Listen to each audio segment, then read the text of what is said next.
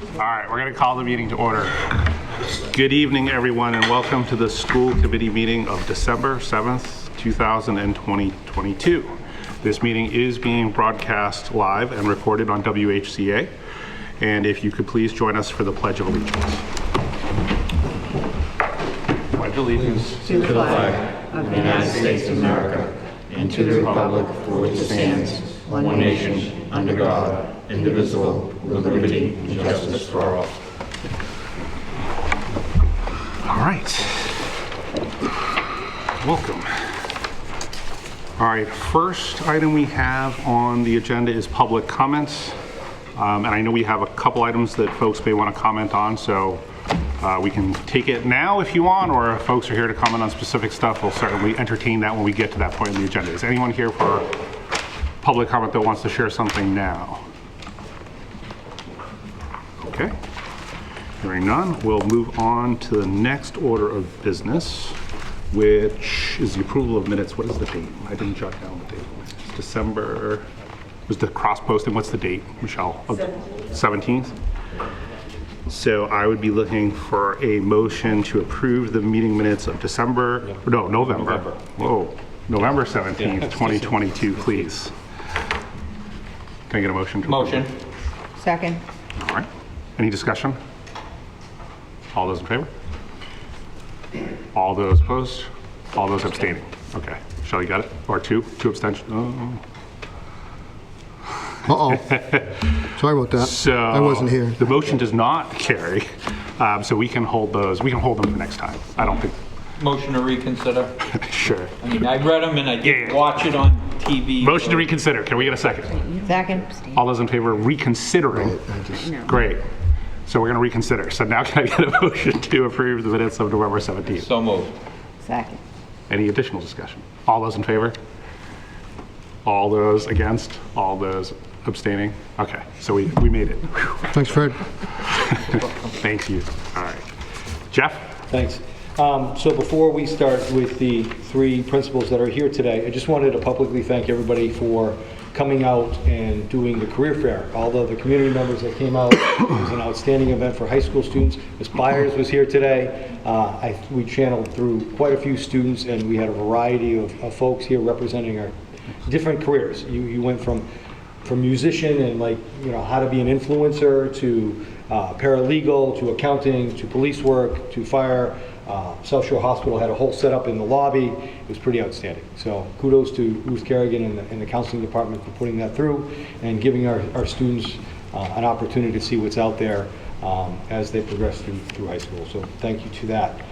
We have three principals today to give a presentation on how things are going. Are we going to go, should I say, principal of the oldest children to the youngest? Instead of senior member? We're talking about professionally speaking, of course. So Mr. Tranter, tell us what's going on at Hanson Middle School. I'd love to tell you what's going on at Whitman Middle School, but well, first of all, things are starting to get back to normal, if you can call it that. We've been able to have some of our regular types of activities. We've had our first dance. We've had trivia night the other day, which was very well attended. Kids really seem to enjoy it, and it's just good to start getting back into that type of a routine that we've really lost over the last couple of years. A couple of weeks ago, right before Thanksgiving, we had our annual turkey trot. Again, another event that we have postponed. We haven't had one since 2019. We've done it, but it's been abbreviated, and this year we had a full turkey trot. We had to change the day because it was raining on the initial date, and then the day we ended up doing it was freezing cold. So we gave away 30 turkeys that day. We had 250 runners, and kids had a real good time doing that. Our next big event is the concert, middle school concert on Tuesday night here at the high school, and at 7 o'clock. And one of the things that you will see this year is the middle school band, which is combined between the two schools, is only going to have 13 kids in it.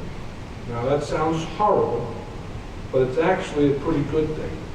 the 13 kids who have been in the band throughout COVID and have stuck with it and have continued to play.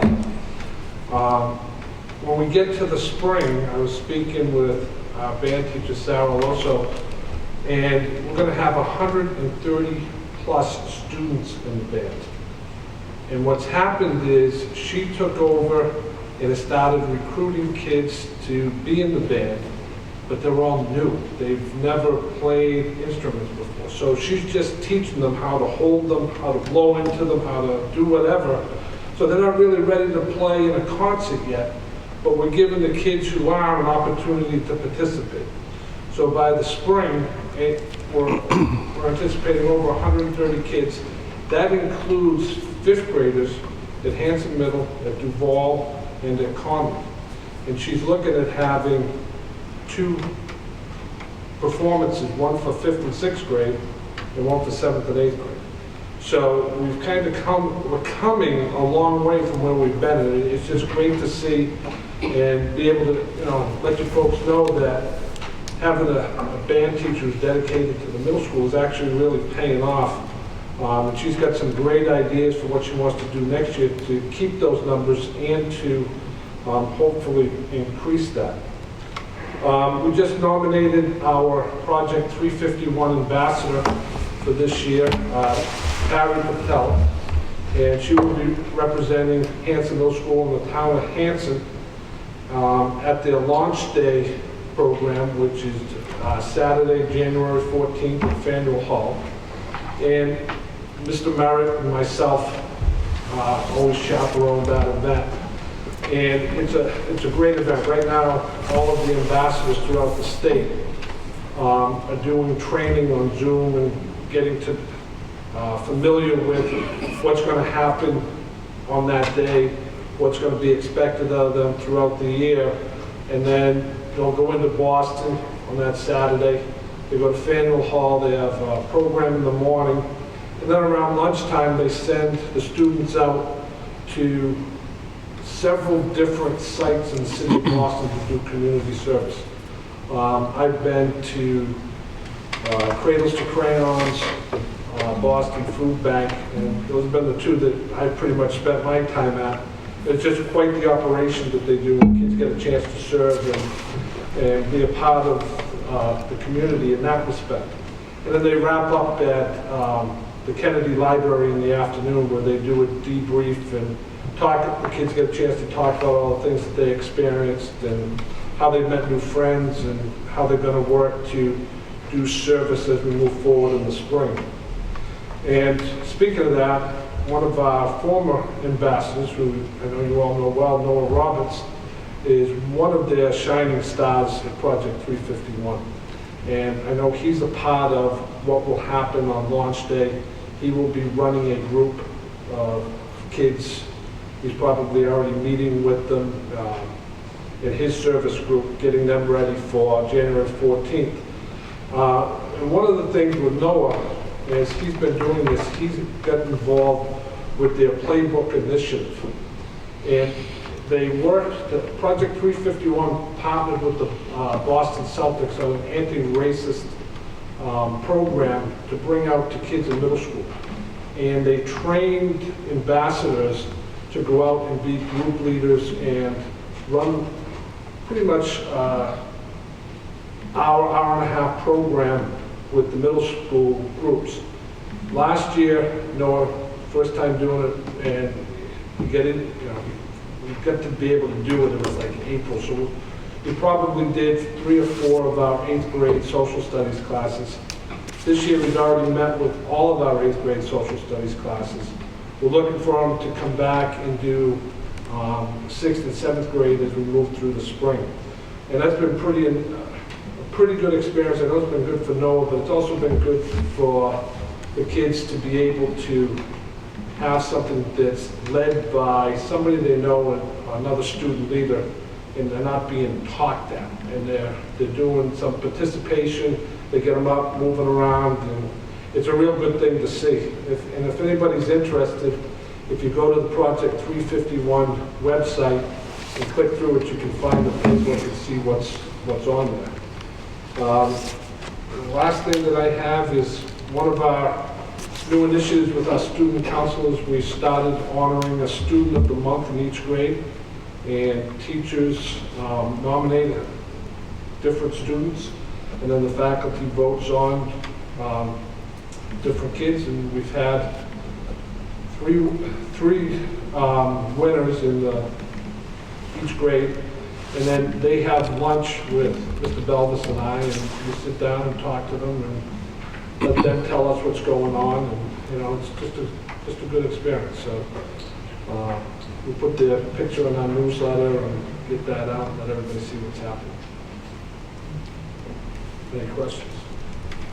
Can you briefly just tell the people in the audience what Project 351 is, if they've never heard of it? Project 351 was established at the beginning of Governor Patrick's second inauguration, and he worked with Carolyn Casey, who's the founder and director of Project 351. And what they did was they had a student, 8th grade student representative from every city and town, that's 351, to do service throughout the state. And it becomes a youth-led movement and service.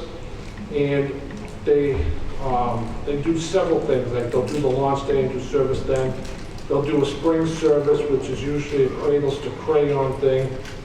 Where they'll do a clothing drive. They'll have a reunion in June in which they all go to Gillette Stadium and they do more service and have workshops. And then they do service in the fall. They'll do food drives and they'll do things around 9/11 and honoring military heroes.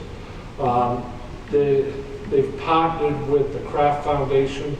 Robert Kraft is very involved in the organization. The Martin Richards Foundation, they're very involved in it as well. So they have a lot of connections in the community, and they get kids a real good experience on being able to lead and do service. And it's kind of an opportunity for kids to bring about change. Thanks, Bill. Outstanding. Thank you. Thanks. Darlene Duval. Great day for the playgrounds today, right? It was a tough parent pickup at the end of the day, I'll tell you. Good evening. Thanks so much for allowing me this opportunity to talk about the Duval community. On the instruction front, you know, we certainly believe that reading and writing complement each other, and in order to support kids in improving their reading, they need to write and vice versa. And our teachers really provide a lot of experiences that draw on both those skills. So in kindergarten right now, kids listen to the story Snowmen at Night, which is a really funny story about the snowmen and what they do when everybody's asleep and all the mischief that they get into. And afterwards, students had to craft their own snowman, and then they wrote a sentence about what their snowman did. And the examples are, my snowman goes snowboarding, and goes is spelled, they use their letter and sound knowledge to write their sentences, and goes is always G-O-Z or G-O-S, so it's always a blast to see what the kids wrote. Another student wrote, "At night my snowman turns off the fire and puts in the ice." In third grade, students are studying the state of Massachusetts with a project called The Amazing Race. Students used online resources to study Massachusetts, and they developed an economic map in a group, and so they put all the regions in there, bodies of water, natural resources, and things like that, and they had to also include key vocabulary and graphics such as the compass rose and a legend. Of course, Whitman and the chocolate chip cookie was proudly displayed on each map. In grade 4, students are reading biographies right now of a person that they choose to study, somebody who led an extraordinary life. And so they are reading a book, but they're also using multimedia resources to look at other individuals and learning about why they were extraordinary. And then after the break, when they come back, they'll be writing an essay that'll state reasons why their person was extraordinary and bring that to final production. Students genuinely like this assignment. It's, they have some choice in that, so it always makes it a little bit more engaging for them, gives them a purpose to read. At DeVal, we're also trying to increase student voice. So we've had morning announcements, student-led for a long time, but through our school council, we were trying to think of ways to increase student voice, and we expanded that role to increase just different things that they talk about. So it's the pledge, the school motto, moment of silence, but now it also includes the weather, maybe some sports, and kids can choose whether to do a quote of the day, talk about sports, or talk about maybe something that's going on at the PTO. Brazil, it has been, the FIFA World Cup has been brought up a couple of times, so on Friday we'll be having a Brazilian Spirit Day, and kids will be sporting their green, yellow, and blue to support Brazil. So this tradition that's been going on for a few years has now been changed, but it's for the better. And hearing what the kids say in the morning is really nice. And today they talked about Pearl Harbor, and I got a parent email the night before last night saying, "Is it okay?" I'm like, absolutely. That's the whole purpose of it. Our student council is an active bunch, and they'll be visiting classrooms in the coming weeks to read stories to the younger kids. They also, have several ideas for the school year, and some include posting more inspirational quotes around the building, and also having an additional food drive in the spring, which I'm sure the food pantry will be happy about. This year's student council members are Piper Bubbins, Callan Chester, Willow Kuhn, Elijah Bakari, Colin Gillespie, Andrew Johansson, Taylor Kerens, Brooke Lyons, Brian Mullen, Bella Price, Mia Rivas, and Nathan Roderick. A real great bunch of good kids, and they're going up to the middle school next year. DeVal's PTO held their annual basket raffle in the month of November, and Jen Chester spearheaded that, and she did a fabulous job. DeVal reached a new milestone with the money they raised, and we're really excited about that, and thank you for your donation too. And so all the money raised will be health enrichment activities in the months to come. And right now we're in the midst of a holiday food drive through the PTO, and that will wrap up on Friday, where we will donate about 24 baskets full of food for the pantry. The kids love this event. We bring everybody at all school meeting, and they remember it. They help with this, so it's a great lesson in citizenship for them. And then lastly, we wrap up 2022 with our winter concerts, grade 1 and grade 3, and these will be, like what Bill was saying, these will be the first concerts we've had since December 2019. So I know, it's crazy. We are really excited about that, and the kids are looking forward to it. Thank you. Thank you. Thank you. And a program, our smallest school, sometimes we forget that they're here. They're so small. But our preschool, which is really value added to our district, Trish Poirier-Collins, and Tricia is retiring at the end of this year. So this might be one of the last times she's up at the podium. Oh yeah, 34, been here a while. So Tricia Collins, as they said, so I will have to say that I always say I have the best job. Preschool it's an amazing, you can never start your day disappointed as we greet the children. We always say it's a great day for a great day. How can we not have a great day when we're in preschool? So we do, it's a very unique, it's a small space, and the teachers work amazingly, they are amazing together. They work as a team, and they help each other. As everyone knows that we've had a lot of challenges being able to get subs, and they're always there for each other. We have worked really hard this year to kind of get in front of that a little bit, and we partnered with Bridgewater State University, and we had 2 interns this year from their speech department, and they were both seniors. We have one that's actually coming, she's graduating in a couple weeks, and she's going to be on our sub list, so we are very excited about that. She's very excited to be here. We've also partnered with Massasoit to have an intern that will be coming in next semester. We also have partnered with, and this is when we talk about, things that are getting a little bit back to normal. So in the past, we had partnered with the post-grad program, and we are, again, this year, that we're able to partner with them.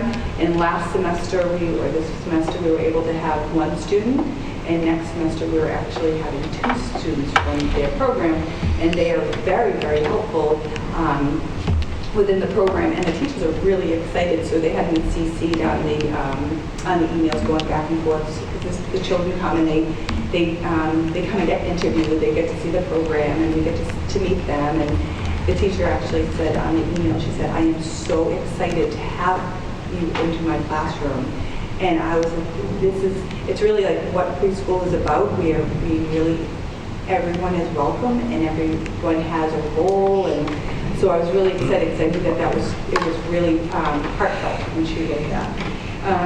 So this year, some of the things that we've gotten back into, the Sunday curriculum was introduced to us last year, and this year we are involved in it within the curriculum through all the classrooms. So we're really excited to see how that plays ahead as the children move into kindergarten, now that they've had a full year of Sunday, as they move into next year, as they, will the teachers see a difference in some of these, the skills that the children have.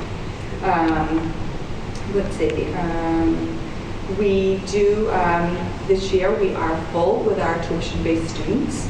We do ask, remind families to be keeping their eye out on the website. So we'll start registrations again in February for next year. It's hard to believe that we're already talking about registrations for next year, but we are, and that will be started, you usually start that in February. Let's see. I think that's probably about it. I do always read, we do have a nice school connection, and we use Google Classroom for that, so that the parents can go on every day. The teachers try to post pictures. We try to really keep the families involved so that we can really they know what's going on in our program, and that they can really carry over anything that we're doing within the classroom. I am very excited that George again has gotten us to have the new Key Jam back in March. We had them last year, and that's when we had them in the auditorium. And we are really super excited that last year we did a pajama day, and they had a little movie in the auditorium. And we're doing that again, and it's really exciting because when you go, the kids really think they're going to a huge movie theater. And I took their picture last year, and we were laughing because you couldn't see any of the children. So we had to have the children put their hands up and go, whoa, because they were just so small into the chairs. So we're really excited about Pajama Day again, and that's going to be coming up on the 13th and 14th. But it's a great place. If you ever need a smile, come on down. We always love to have people come in and read to the kids, so if you ever have some extra time, give me a little call and I'll set you up in one of the classrooms and we'll give you a book, and it's great. I second that. You just walk through there and you see the kids all around. You got to smile. You want to smile. Bad day, go down there. It's just, most kids are happy. Sometimes they're off. Sometimes if they're not happy, they will be happy. Yeah. Thanks, Trish. We just ask you to be careful because we do use all spaces, so Yes. sometimes you never know what's on the floor. You never know if there's a wagon or a tricycle coming. Yeah, you never know. Have a great day. Thank you. Thank you, folks. Appreciate that update. That's very good. Strategic plan, as mentioned in the past, We have partnered again with Seaside Consultants to assist us with the strategic plan, and they've assigned us Kurt Bates, who's the retired superintendent from Peabody. Kurt is working now. We've met with him, and we are in the process of forming our team to work on the plan. Our thought, the team consists of staff, leadership staff, teachers, students, parents, and we are asking or recommending that we bring forth a school committee member to that team. And through that process, if a member wants to join, I also think we should extend, and we've talked a little bit about having a workshop sometime in January or February, so all school committee members with Kurt can talk about their thoughts for the plan, and that can be transitioned through the member that's serving on the team, so that you guys are involved but don't have to be committed to every meeting. Most of the meetings are going to take place during the school day, because I have kids here, I have parents, and I have teachers here. So, George, if you want to outline our process a little bit more. So Dr. Kurt Bates, again, is the person that's doing it with us. This will be my 5th rendition of a strategic plan since I've been here. We're now doing this one for 5 years, and the goal from this one is, usually what happens with a strategic plan, we've done it every way. You get it on a table sometimes for a weekend. Sometimes you do it at all series of meetings, but you sort of bring all the constituents together all the time, and you move through it. What Dr. Bates has found, and he's used the DESI model, and he's used his own model now that he's retired on his own, is that, yes, there is a core group. However, when it comes to, let's say we're doing buckets. Last time we had pillars, let's say we do buckets now. If the bucket is curriculum, then you would have the meeting with the representatives from the larger team and the curriculum constituents. Get the pieces, bring it back. So it's really something that evolves, moves quickly, and then all the stakeholders are involved for their parts, and then the core group is involved for the whole thing. The timeline we're looking at is he'll be with us on December 14th, meeting with our administrative staff, and then with our administrative team, and then from there, the week of January 9th, we worked out with our principals that he will be here almost every day, Monday through Thursday, so that he can get to every individual school and work with them. And the number one thing he's working on initially is what's called SWOT. SWOT is an exercise, strengths, weaknesses, opportunities, and threats, and sort of that's what it's called. It doesn't really mean as negative as it sounds, but it's where do we start? Where do the people involved think they start? How do we gather? How do we move forward? And then where do we go from there? With this being a 5-year plan, we're looking at sometime around April vacation to have something together for the committee to then hopefully vote and be done at the end of the year. We will also, we're also in the middle of redefining and having our equity statement. Some of you might have got the equity statement, and we are looking into those different pieces. Dr. Shanaway, who was here a couple of months ago, has been doing that, but that's going to evolve into our strategic plan so that we can move forward from there. So we will be looking for someone who can maybe make the meetings, and those will be during the day because it is a constituency of a lot of people who work for the school district. But then again, we work with him, and he's more than willing to sit with us, have a workshop or hear insight, and move from there with all of you as we move forward. But that's kicking off December 14th. So what I was looking at is probably the next meeting, which is the 21st. Little item of business is maybe giving the committee an opportunity to bring somebody forward so we can put that person on the team. Gentlemen, without thoughts. I think it's a good thing to, have as much involvement as possible. I know sometimes to get everyone to go to meetings, especially with it during the day, and it can be troublesome. But to have a night that the whole committee can be involved, I think that's a wonderful thing. And I like to call that a workshop, so it's a free flow of ideas, Yep. and Kurt will be here and facilitate that. And I think, kind of like what we did over the summer, that we were figuring out where we wanted to be, it's just on a different level. What would you be expecting the meeting frequency? When? With the team, or with Yeah. that? In other words, for the school committee representative. Not sure yet, to be honest with you. Okay. I think the first thing that needs to be decided is, okay, so what did all the groups say? What was their results of what we talked about? And then it's to categorize those results in a format that says, how do we, if it's all communication, if it's curriculum, if it's culture, if it's all those pieces, then how do we move forward into that? So what I'm assuming is it's probably going to be, I'd say the constituent, the larger group might be maybe a monthly, every 3 weeks or a month, and then in between would be the small pockets of groups to go back and forth to get the work done. Just so you know, principals will be running, like, they'll be on the larger group, but then they'll run it for their building, a principal and a teacher from each building. So then the representative for school committee, after we meet as a whole, would be the one that filters what you have and then filters back to the committee what's taking place. The only thing about that, I look at perhaps what my own abilities are. Right. And, I think a lot of myself.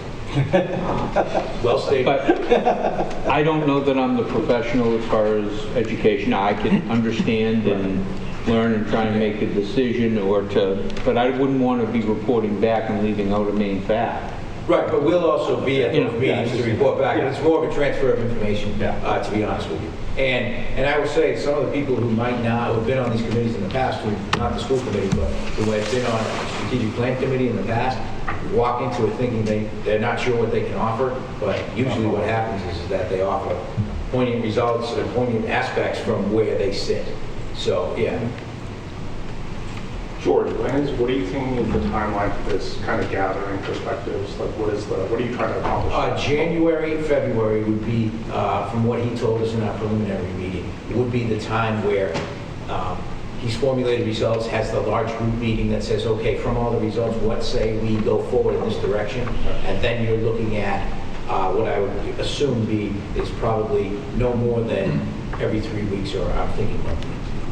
Okay, so we can certainly, again, kind of talk about it. Absolutely, yeah. And we'll meet with him again on the 13th, so I'll have more information on the floor. Yeah, I guess the part, right, so I think most of you know what I'm going to say, right, or at least the sense of it, right? So I think a lot of times as a committee, we try to make sure that to a large extent, we're representing the will of the committee, right? So I think anytime we have an individual that starts to get a little, how do we do that effectively, right? How does that individual almost like liaison with us so that they're representing the will of the committee, not, this is what Fred thinks, this is what Beth thinks, and so on and so on and so on and so on, right? It doesn't matter what I think, and that I really think we should paint all our walls purple, right? If everyone else doesn't think we should paint our walls, it doesn't matter. So I don't know. I think that's something maybe we should think about as a committee, and maybe we just do that. Kind of, we all come together and share, and then think about whether it does or doesn't make sense to have a committee member involved. Because at that point, like, I don't know. I mean, between the two of you, I'm almost thinking we can have that conversation. Historically, in the time I've been in Whitman-Hanson, going back to Dr. McEwen's time, we have not had a direct school committee person involved. What we've had is, here's an update, and the update would come from a Jeff, come from a me, come from a Nikki, come from that, and then it would be like, okay, but have you thought of this? What about this for this piece? And then that would come back sort of through the administrative team to influence and move forward from there. Because remember, the plan is up here, global hierarchy, and then when you get to the action steps and you get to those pieces, that's where, like, some of the things that we do in the summer, really come out. So it would be like I'll use Chris's example, under the concept of culture, you have a cultural subgroup. That cultural subgroup has an action step to do surveys. You know what I mean? But it's culture. And what does that mean? That goes into the plan. My personal feeling is collaboratively as a committee to be able to gather information, and even if it took multitudes of workshops, for us to devote that time for that specific purpose, that keeps us involved, but it's not one person. I just think it's a tall order, right, to have one person attend all these meetings weekly, but then somehow liaise back with us. Like, how are you going to, right? You can't send us an email and be like, hey, I attended the meetings the last 2 weeks. What do you want, right? Like, so why don't we start with setting up the workshop for you folks? And yes. I'm sure Dr. Bates, he's going to be smarter at it than Jeff and I, that's for sure. So then maybe we start from there, and you can kick these things around, and we'll go from there. Asking his opinion on what's worked for him too. Yeah. Does that sound good? I'm comfortable. And we probably should look to schedule that. And I want to make sure we can do that as a workshop. I mean, it might maybe still have to post it, because I'm thinking of how do we have a quorum here and not do that. Michelle, when we went over with MASC as a workshop, no decisions were made. It was brainstorming. When we talked to MASC 4 years ago, we didn't post that, right? because no decisions were being made. We could post anyway, I but think, it's not a I business think the meeting. difference with MASC is they were giving us guidance on like governance and how best to operate as a committee. It really didn't have to do anything with the direction of the district. I think we may be walking a fine line of, right. Now, I'm not saying we have to have public comment because it meant to be a discussion for us, but I just, as you helped me articulate, and I'll get to later, I think we got to be careful with executive session or, non-posted I was meetings. gonna, we can always post it to Right. cover. I mean, Right. that's fine. Right, and we can say it's meant to be a workshop, Yeah. so if folks want to come and listen, that's great, but we're also not at the point where we're looking It's for not a public discussion comment. from the public, Yes, right? yep. That's The all. whole key, I believe, is any votes or decisions being made.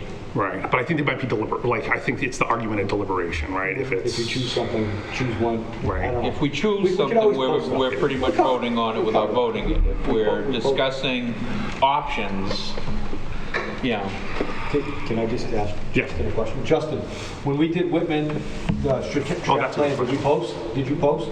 I believe we did. You posted, right? Because there were some decisions that were made, right?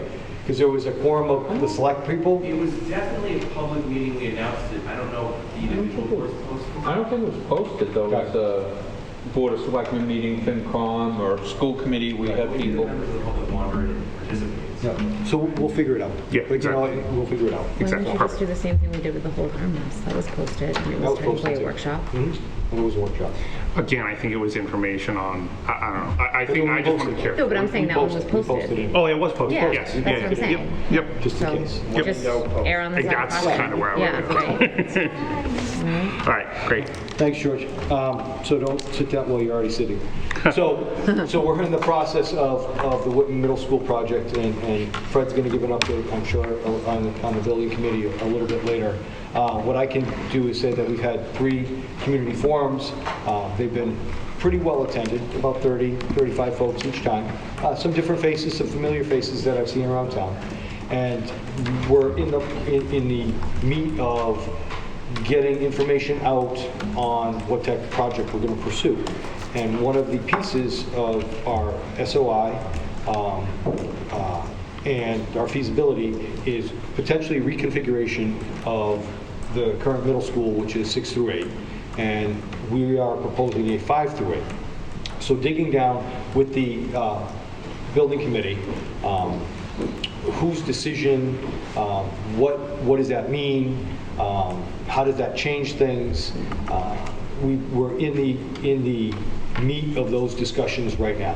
However, I think it's imperative that the school committee has an idea of why the leadership team wants to move to a 5 through 8.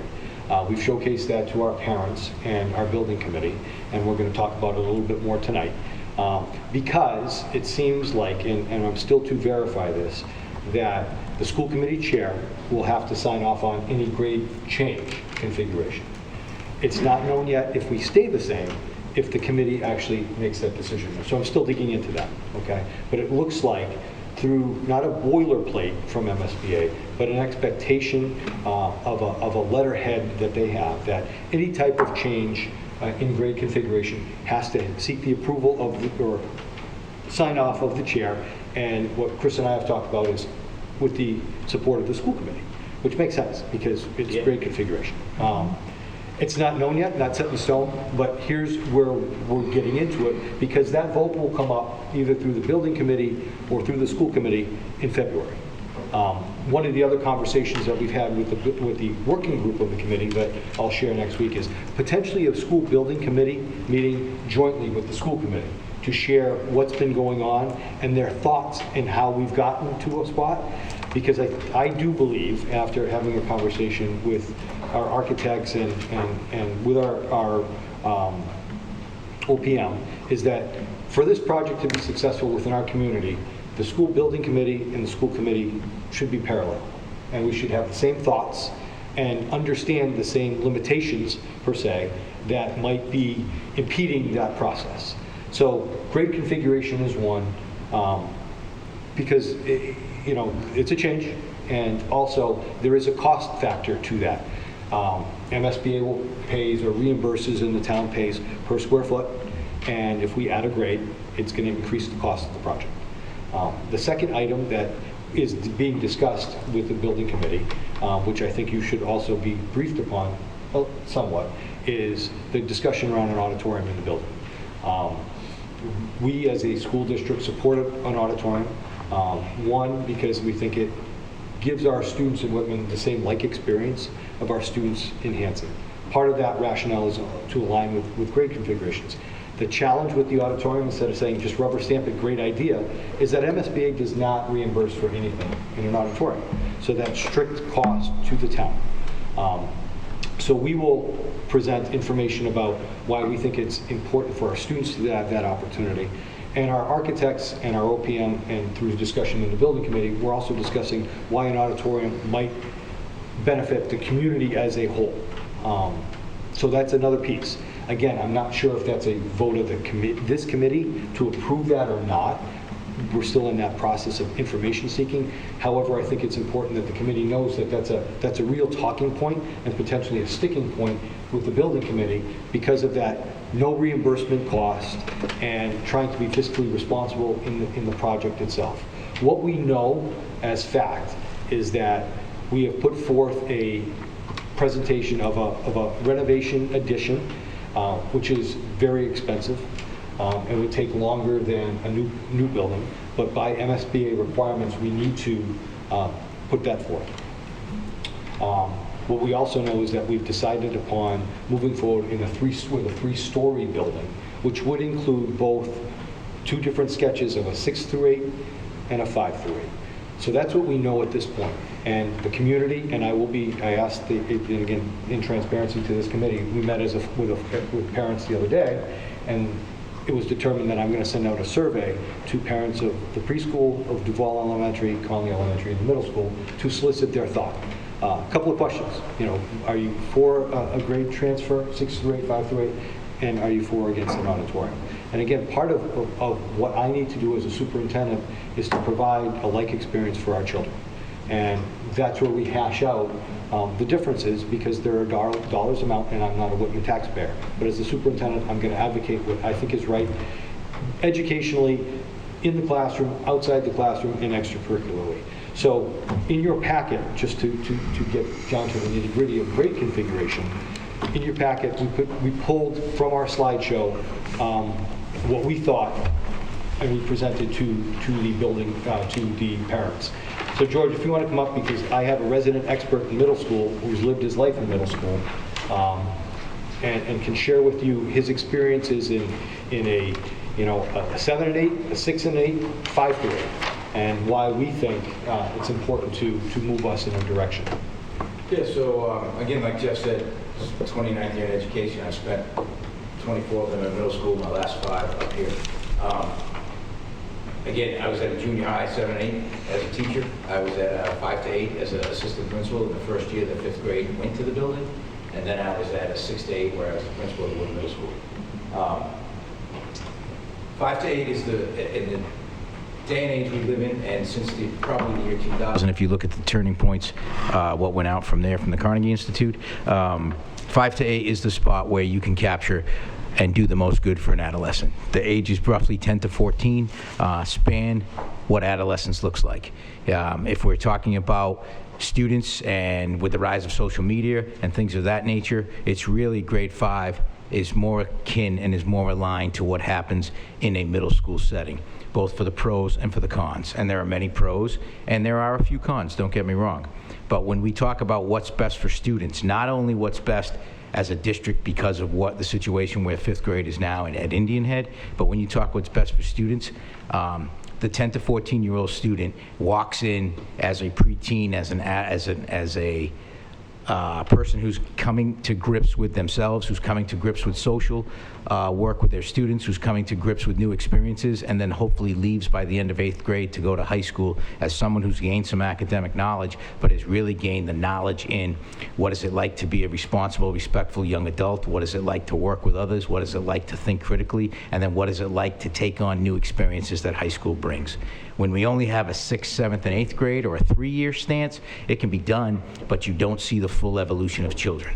What I used to tell parents is, 5th and 6th grade, you still, everybody wants all kids to be happy. Everybody wants all kids to be friendly. Everybody wants you to be able to sit with anyone who can sit with at lunch. When you get to 7th grade, that's when the student starts to rebel, mostly at home, but that's when the student starts to self-identify of who they are, who their peer group is, and what takes place. That's real hard on parents. When it comes to that rises in the spring of 7th grade, when it's like, you're not sure if you can even like your children by seeing them anymore. And then by 8th grade, you become who you are, and you're solidified in the fact that I can respect everyone in my class, but this is my core group. Usually in 8th grade, you still have trouble with your core group, but you know your core group. So then when you get to 9th, you can then experience everything that goes on in high school.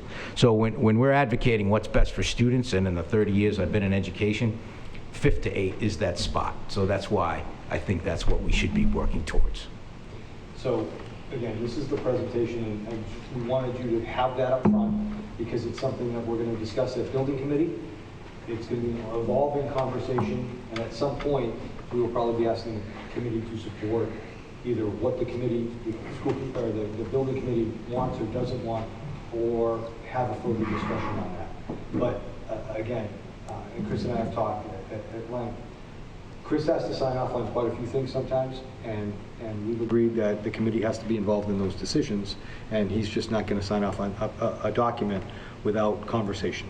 So this opens the dialogue of, this is the part of the process for this committee. We've given you some tidbits of where we're at with the project, but this is a major component of what we believe is in the best interest of our students moving forward. And I've thrown out for the next 50 years, because when we build the building, and I'm crossing my fingers that by 2026 in September, we're opening a 5 through 8 building for our kids to have that like experience of our others from Hanson. It will be sustainable with modifications as we grow culturally, educationally for the next 50. But this is a decision that will impact the Whitman taxpayer, because it's going to cost more per square foot. So it's not a decision that we're taking lightly, but again, our job is to see what was best for our kids based upon our experiences as principals. And I was only a middle school principal for 4 years, and it wasn't that much fun. George has lived it his whole career, you know. So I defer to that, and his points are valid. The points that people have said outside of that is the maturity level, the back and forth. And I know I have some parents in Hanson who have experienced the 5th grade opportunities, and we're cautious because you know, a child going into 5th grade is different than a child going into 8th grade, and where they clash. But we can design a program like we've designed at Hanson to keep them really pretty separate, except in common areas or in passing time, but they're not in classes together, they're not in PE together. It's very different. We can combine it to a 6 through 8 team, or a 5-6 team, a 7-8 team. There's flexibility around that, so it's not like they're all gonna be walking down the halls eating lunch together. We can design it however we get there, but the committee has to give some thoughts, give some thought to this, if this is where you want to go with this. If you have questions as we move towards that February vote, and we can get you more information, that's what we'd like to do. We're trying to still get information from our parents to make sure that they're on board with or without this change where they sit. We did do a Menti survey through our architects, and it was pretty 54, 55 folks took it. So it wasn't, as a whole group, I'm not getting a lot of data, and it was kind of split down the middle. And then some folks just, you know, said, well, we don't want a new building anyway, so don't do it. So those, you know, I'm not sure how valid that is. So again, as we factor in cost, but I think it's up to us to present to the committee what we think is best for our kids, get feedback, provide more information if people have questions. Right. First of all, I think that we need to give the building committee a lot of credit. Yep. They spent a lot of time looking at this, looking at data, looking at the pros and the cons. I know myself, I spent a ton of time talking to many, many people. And I can only speak for myself here. Initially, I was a complete, we can't afford it. And as I spoke to more and more people, forgetting about the cost factor and just what the benefits are, and determining, okay, well, yeah, now, what we're doing is okay. If we could do the 5 through 8, that may be a better way of doing it. But at the same time, trying to put the pieces together in my head, and I'm still putting the pieces together in my head because we don't have to vote on this yet. Are we going to get so expensive that a project fails? And that's the part that scares the heck out of me. And I think that the people that we've assembled on the building committee that are well in tuned, knowing that they want to do what's best for kids and taking that into consideration, but they're also out in the public in the town of Whitman and talking, because it's, you know, parents care. And gosh, they care about their kids and they're going to show up. But you also have another subset of the town that you're going to have some people, as I had a conversation not too long ago, they're going to say, nah, we can't afford to spend any money. You know, I'm going down and vote no, period. Yeah, no matter what. And it wouldn't matter what it was, okay? They're going to vote no. And then you get other folks that says, oh, geez, I'd like to do it, but look what they're looking at. And that's what happened with the DPW building so many years back. Everyone agreed that, yeah, they need a new building, but, you know, geez, they got a car wash in there. You know, and it failed. Well, we don't have a swimming pool in the pool. So, there's no swimming pool. And that killed the high school project back in the 90s. A swimming pool, talk of a swimming pool. So I think that the building committee needs more, maybe some financial data, and needs to talk more about that and try and work it out. Giving credibility to what that committee is. The way I look at it, if the committee voted 6 through 8, we're not changing anything, and that's our purview for it to, you know, bang, that's the decision. If the committee votes 5 through 8, it does have to come through the school committee and does have to get stamped as a curriculum. You know, that's the way I look at it anyways. Chris? Yeah, so through you to Fred, just based on your comments right there, Fred, I'm just curious as to when, at what point were you thinking we can't afford it, or it's not going to happen? Like in my mind, when we come into these discussions or these committees, I think we owe it to other members on the committee, we owe it to our constituents, to have an open mind and to approach this from a learning perspective. And then once we gather information, we deliberate, we make a decision.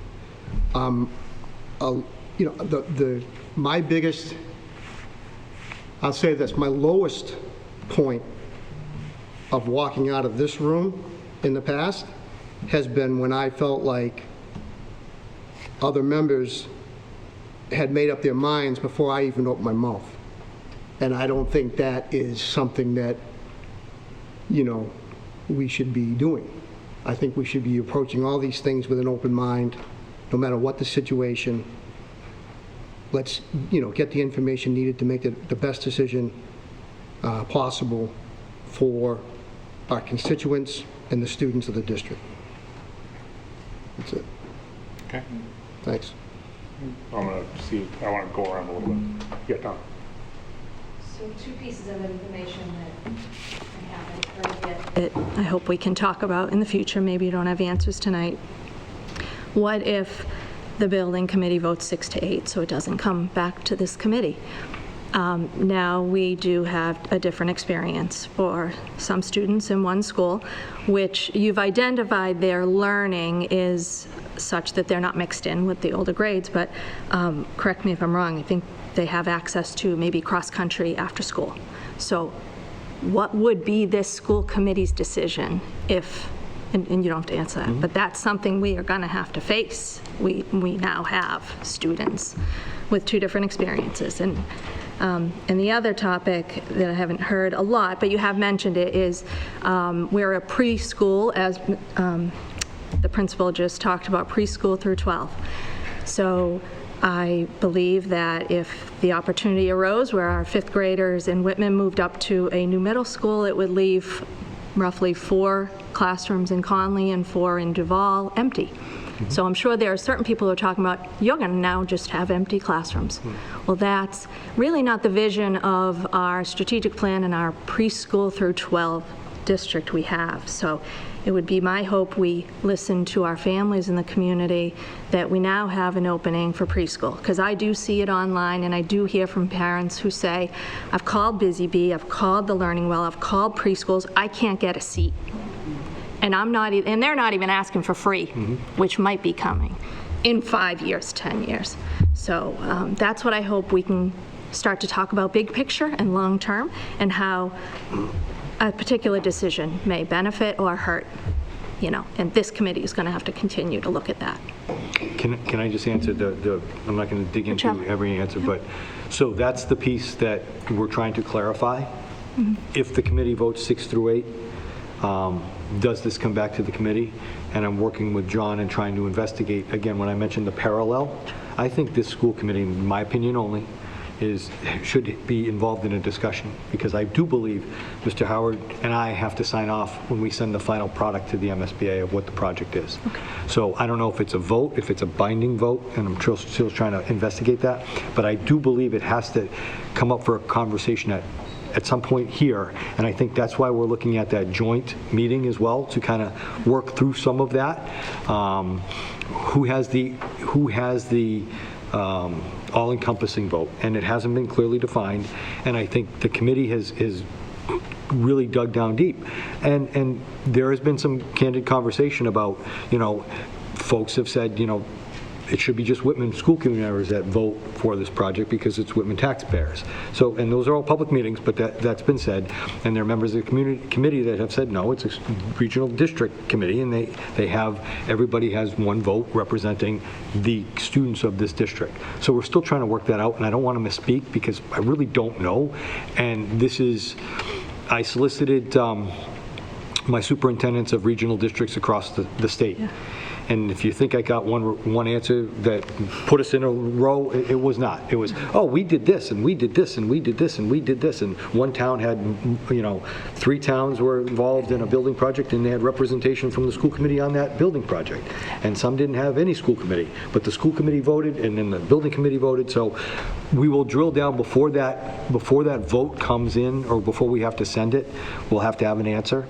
Yeah. But I think just to be totally upfront with this committee, you're responsible for all the students in this district, whether or not you live in either town, and you've taken that pledge oath. And I also know that you represent your constituents in your town. I get that too. So we try to put forth what's best for what we see as the student perspective, and then you have to make the difficult decisions around around usually finances to make the best decision for kids. So we'll drill down, but this is just not just the reason we're talking about it. I think it came from the building committee. We had talked about it. There are 3 pieces that are still in discussion in the building committee. 1 is grade configuration, 2 is auditorium, and 3 is the lease. And the lease is going to be discussed, I believe Mr. Small will talk about it a little bit more when he gives his report, but on Tuesday, our next building committee meeting, because the lease is driving this project, and we need information from the MSBA. And we've talked a little bit about the lease, but not a whole lot in this committee, and I don't want to veer off too much of grade configuration. But we can talk about it when we give the building committee update. Yeah. So you're saying if this vote lands 6-8, we will have no say? That's been... And what's the basis of that? How do you come up with that? So here's where I would suggest we go, right? Because I think... No, I agree. So I think have we asked MSBA directly? Yes. Okay, and their response was? This is the template. If there's a grade configuration change, you sign off on it. Okay. And so the final document that goes to MSBA... I still don't know what the final document is. I have the grade configuration document. Okay, so that's it. And I think that's what we talked about. Yep. So I think... trying to get clarity from them is going to be relevant, and I think we're going to have to push them for that clarity, because I think it should be a pointed question, whether it's their legal counsel, who has the authority for the decision. If Glenn has an opinion, if Don has an opinion, and I have a scenario where we wouldn't be involved in the decision about. You would, yes, but at the same time, I also think logic doesn't always prevail, right? So MSBA is the approving authority, so we should go to MSBA and ask them. And I think if they can't give us a direct answer, then we should say, okay, what's the form look like? Because if the form says signed off on by chair of school committee, I am telling you right now, I am not signing off on it unless we vote as a school committee. So it becomes a moot point, right? Because unless you're going to give me the authority to sign it, I can't. Like, I don't, and a lot of them do this, they play this weird game. It's like sign off by chair of the school committee. Like, I don't have any authority to sign anything unless you guys give it to me. So I think we need to clarify rather than guess. And then the only other thing, well, since I'm going, I might as well get it out. I do think we have a building committee and they've done a lot of work, and we do, so I like the idea of a joint committee, or let us know when this is being voted. I'd like to go and listen. I'm not going to participate, but whatever meeting this is going to be voted and that conversation. I was mainly talking about the grade change part. Right, exactly that one, right? That one, I just don't see how that can. But I'd still like to hear. Around us. Yeah, I guess, and we don't have to agree on this or not, but to me, like, I don't see how someone like myself that hasn't been involved in the process would just go into that and vote. Like, I'd like to hear what, like, people must have points of view, right? And so kind of go on there. So, yeah, and then we'll go back to Fred. Yeah, so Glenn, to your point too, one of the questions when we have asked and asked the architects, what have you seen? And it has been either way. So the building committee can take the vote and then present, you have to do the sign-off that it's agreed on, but it goes by what the building committee has said, because you haven't been involved. That's the whole thing. You haven't been involved in all the work of the building committee, and the thing that, that Jeff mentioned that is a sticking point is that many members of the building committee do not want Hanson members voting on it because they don't feel, they understand about the education of the kids, but it's not Hanson's pockets, it's Whitman. And where 5 through 8 impacts people's pockets more than a 6 through 8 does. That's the concern. I'll tell you that right out front. That's what's been said. I'm not saying that's my opinion. I'm saying that's been said. So it's very big contention in the building meeting. If you want to come and watch, you can. It's quite entertaining some days. So it is very confusing, but I think the initial votes will be by the building committee. I mean, that's my opinion, what it should be, because we're doing all the work. And then where it goes from there is what Jeff's trying to find out. But any initial vote is going to be put forth from the building committee that was assigned to do this job, and so, that's what we should do too. And, Chris has been a part of it too and knows that it's quite interesting. Right, Chris? So hang on, I gave everyone a chance, then I want to go back to Fred and then go back to Chris. So, and sorry, Chris. You missed your chance. You missed your chance. No, all right, we'll go Hillary. No, I'm just kidding. I'm from Hanson. We'll go Hillary, Fred, and then Chris. Go ahead. Joking. That we heard from everyone. So to that point, I think John brings up a really good point, and I totally respect and understand that I don't pay taxes in Whitman, but I do pay taxes in Hanson, and I do have students who attend school in the Whitman-Hanson School District and will be here, and I think we need to, I think when we get to this, like, and I don't know that I want to go and watch the meetings, because I understand, but I think we need to be careful, to John, to your point, what are we going to do? Are we going to start taking things away from 5th graders at Hanson Middle for something that's not in their control? Then it does affect me, and it does affect my tax dollars, and it does affect my own my own children.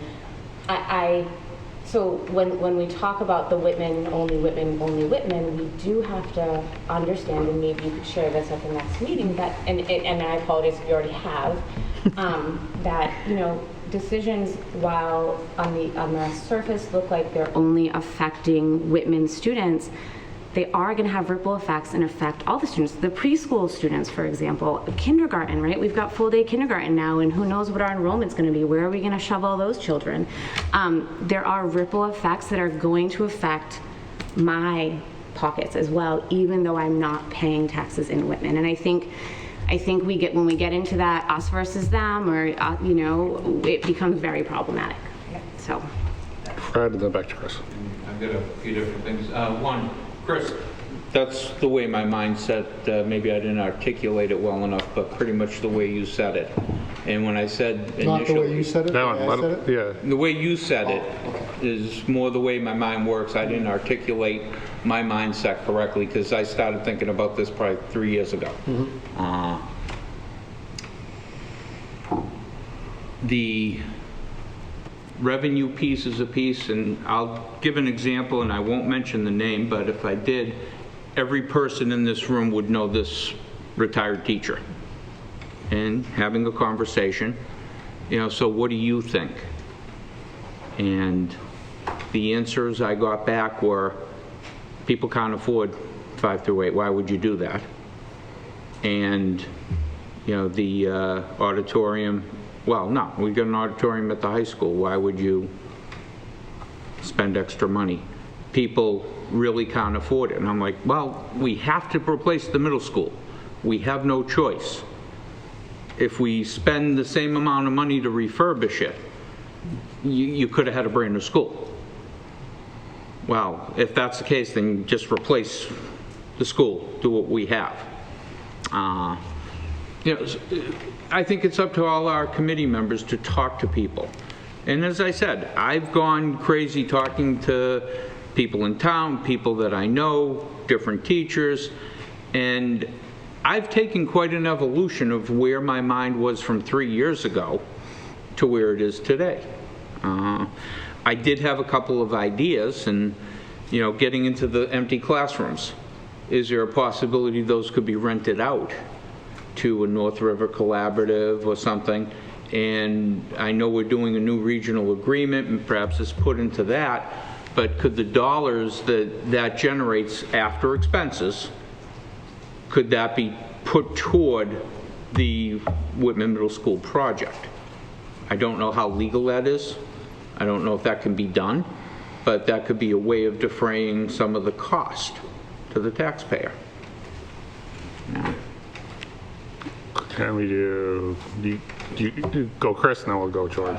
Oh, you can go, George. All right, there you go. Perfect. So Even better. I just think that, as Fred and I have had this conversation before, I think there are different people in the town That different people talk to. And so I don't know if I'm speaking as who my position or where I live, but I do think that there are different perspectives. There are different perspectives based on a number of things, and I think we also have to keep that in mind. But I will also say, to further muddy the waters for this committee, because it's a difficult situation, we also have the burgeoning vision of a graduate. So what is the burgeoning vision of a graduate for a K-12 student in the Whitman-Hanson Regional School District, a pre-K to 12 student? It begins here, it ends here. And now, the vision of the graduate is something that Dr. Bates is going to talk about in a strategic plan. But when you talk about what are the missed opportunities, what are the things that some people get that others don't, and that comes into the school use of what an auditorium is too. If you look in the town of Whitman, we value and praise and prize our athletic fields and facilities in the town of Whitman. There's nothing like the weekend softball tournaments at the Whitman Middle School. There's nothing like game day on baseball or basketball or soccer.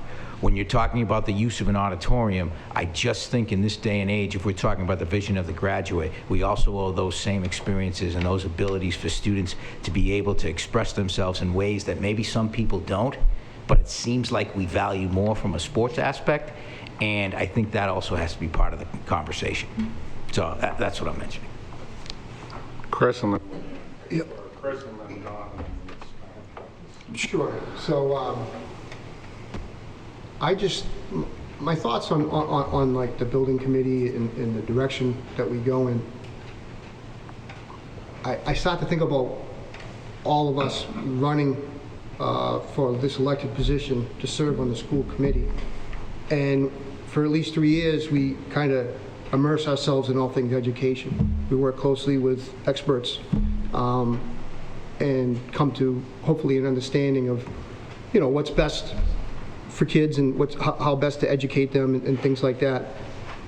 So as if I volunteer to be on a committee like the building committee, I see it as my job to listen and learn from the people who know best about what the best scenario would be to educate kids.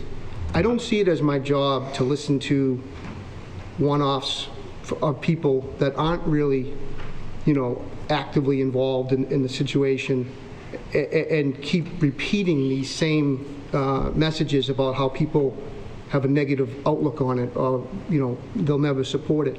I think we owe it to the people who elected us to advocate for what's best for students.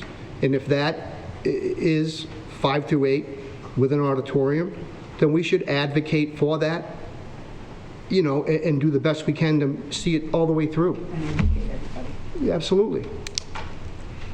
Thank you. Thank you, Chris. Don, and then let's...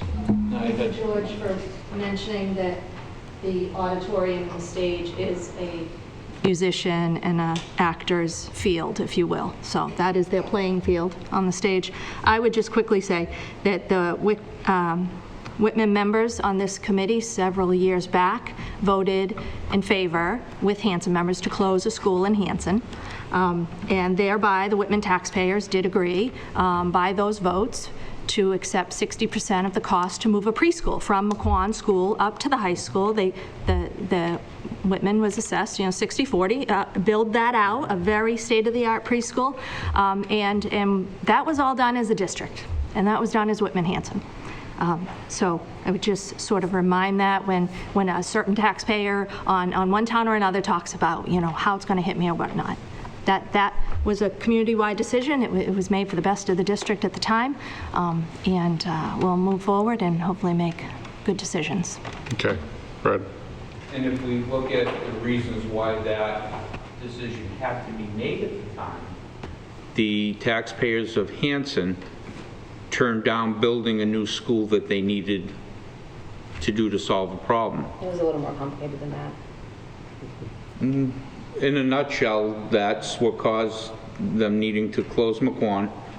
I think if you could stick to the points and not try to guess so the what point I'm making people at is Hanson were thinking. The decisions from Hanson not building a school is affecting the taxpayer of Whitman, even though it's years later as well.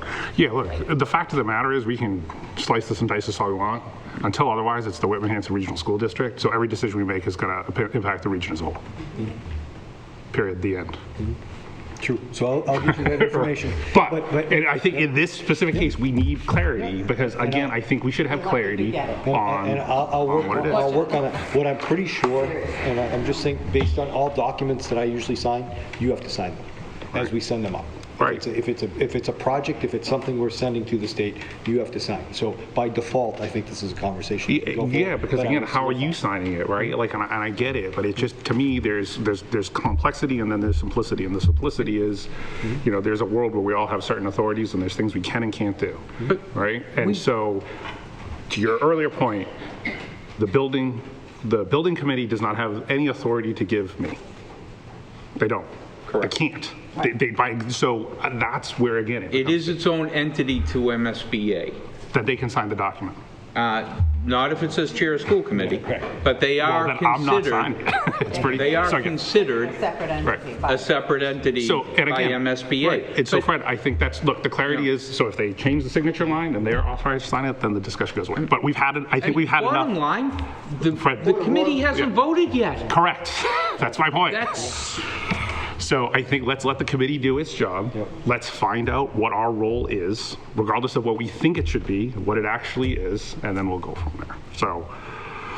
Thanks for the discussion. Next topic. topic. Yeah, no, it's good. I appreciate it because I think we're getting a flavor of maybe it's been something that's been bubbling over, and I appreciate the discussion and where we go. Good. So school start times. This is the first discussion kind of conversation that I wanted. We talked about it a little bit over the summer. We put together a working group. I got some feedback from some parents. Put out a general survey to kind of get an idea of where people are at, and of course everybody's kind of in the middle where we're going. I'm not sure I understand. Yeah, me neither. Siri did not understand. I really don't. That's outstanding. So, but I can say as a definitive, the school committee will have the decision on what we do as far as start times going forward. So if you look at the surveys that we sent out based upon the information that we put together, and there's been some feedback back and forth, and again, I'm very open to feedback, and we can survey again and get more details if we need to. But the things that I know based upon the meetings that we've had, one, reimbursement for transportation is around 96%. Okay, so that's outstanding. It's better than it's ever been. Back in 2012, when we made this decision, reimbursement was 64%. Wow. So the reimbursement is better, and my recommendation, if we do anything regarding changing start times involving transportation, we use one-time funds as far as E&D and not put it in our base budget. Again, your decision, but that's a recommendation or suggestion that I would have, because there'd be a reimbursable coming out next year. So it wouldn't be part of the general budget, it would be aside, which gives me a little more flexibility as I build the budget in case it goes in. It would be using E&D as one-time funds. What we also do know is that research and folks say that high school students or students in general need a later start time or should be in school later. Yes, sir.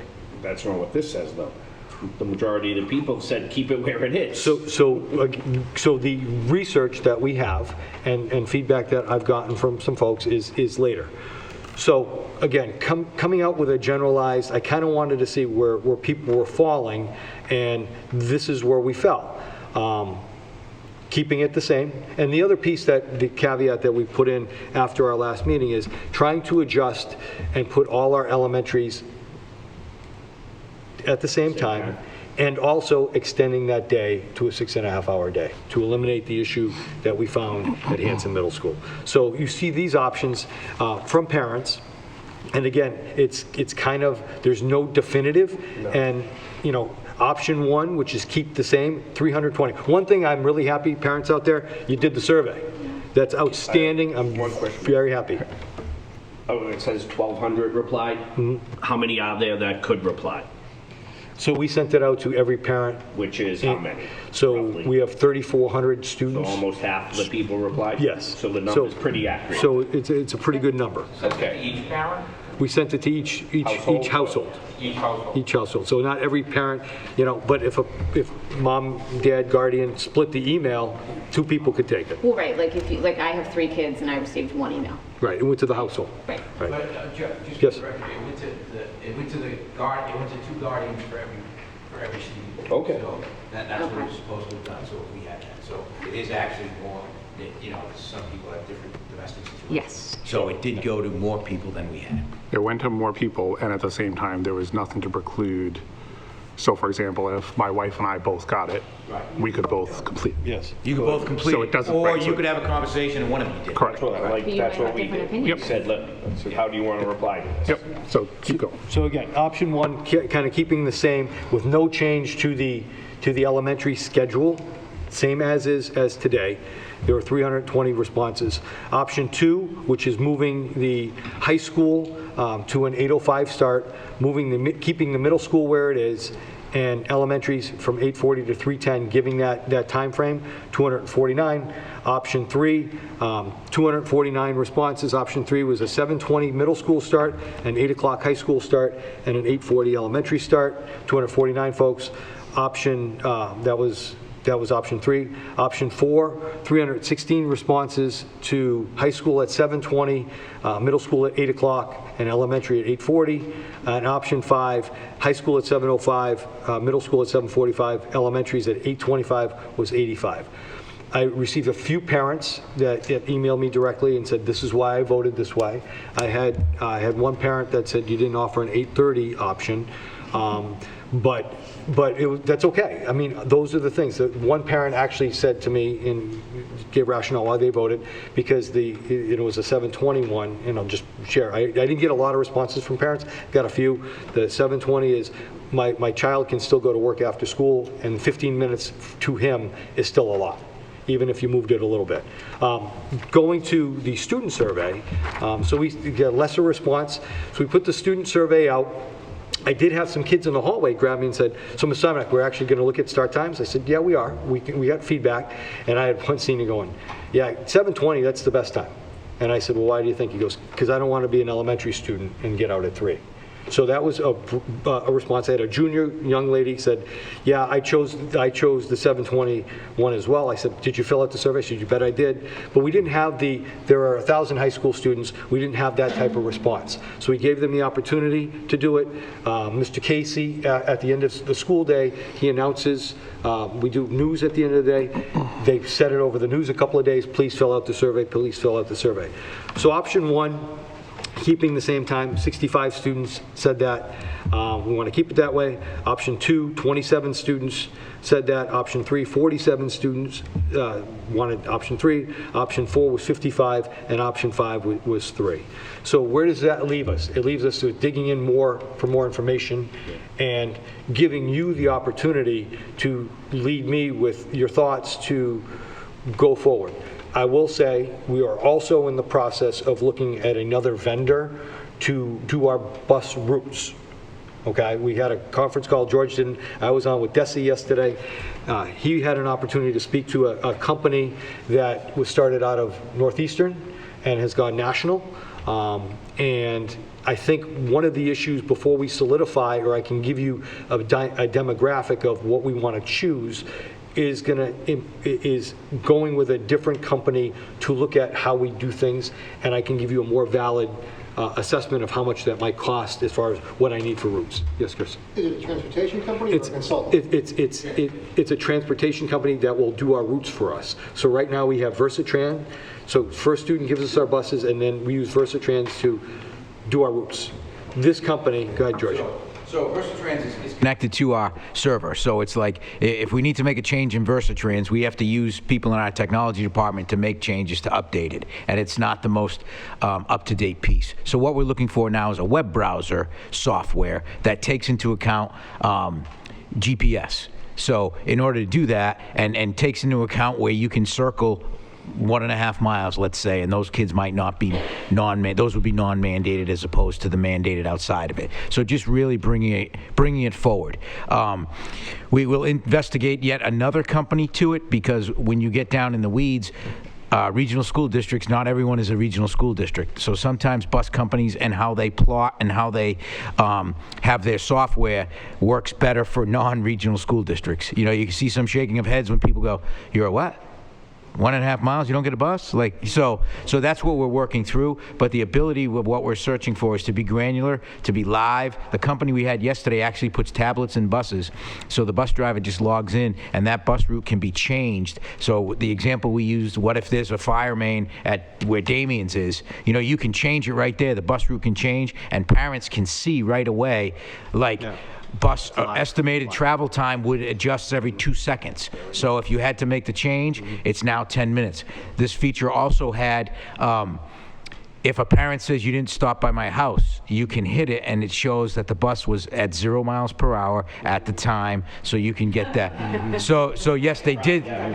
Right, they did stop by the house. So that's what's out there. So that's where we're trying to come, and it is reimbursed. It's a one-time cost, but it is reimbursable. So that's what we're trying to get through, so we can be more granular. So where we are now, just with buses. So what Karen needs before adding a tremendous amount of buses, she needs 40 minutes in between schools to keep what we have current. Adding maybe 3, again, to align those 3 elementaries. If we choose not to do that, there'll be no change or no charge to transportation. But she needs 40 minutes. Hoping, and that's based on what Versatrans says. We're looking at this other company. We had a meeting with another company, and we haven't gotten a quote from them yet. So, and they were kind of dismissive of us, so we kind of dismissed them. Okay. So we're moving. That was the company I spoke of last meeting. Yeah. And we're not really following up with them. This was this one, and we're vetting another one. But with the hope of, again, one, identifying our non-mandated population as we revise our transportation guidelines, and then giving you folks an opportunity to, one, because a question came out and said, well, what if we don't bus our non-mandated folks? Could it be cheaper, or could this affect the cost of moving a start time? Yes, it could. The other challenge that we had, even with adding the 3 buses, and we bantered this one around, we're at a 75% capacity. So if I add 3 more buses, we potentially get stuck. Mr. Small actually said, can you get smaller buses? So the request is going to come to the transportation company. I want the smallest bus you have. that can fit the most kids. Because that will assist us, because I don't want 83 Right, so buses. basically, we'd ask to remove the 83 passenger buses. We'd ask to go back to the 52, there's 55, I think, is the smallest. And then, so, yes, you might be adding 3 buses, but you might be swapping out 4 more. So then if you have 7 55-inch buses, then we give that to John to play where are we at as far as 75%, so that we can still be eligible for reimbursement. So those are all just different caveats.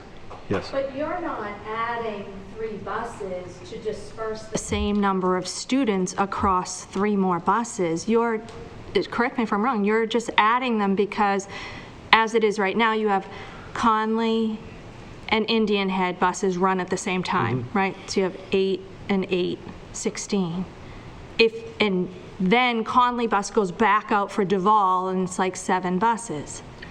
So isn't it a case that we have 20, so if there's 16 running for Conley and Indian Head, and there's 4 that don't go that run, and you need to run Duval at the same time, so you take those 4, you just need to add 3 more to get those Duval kids on.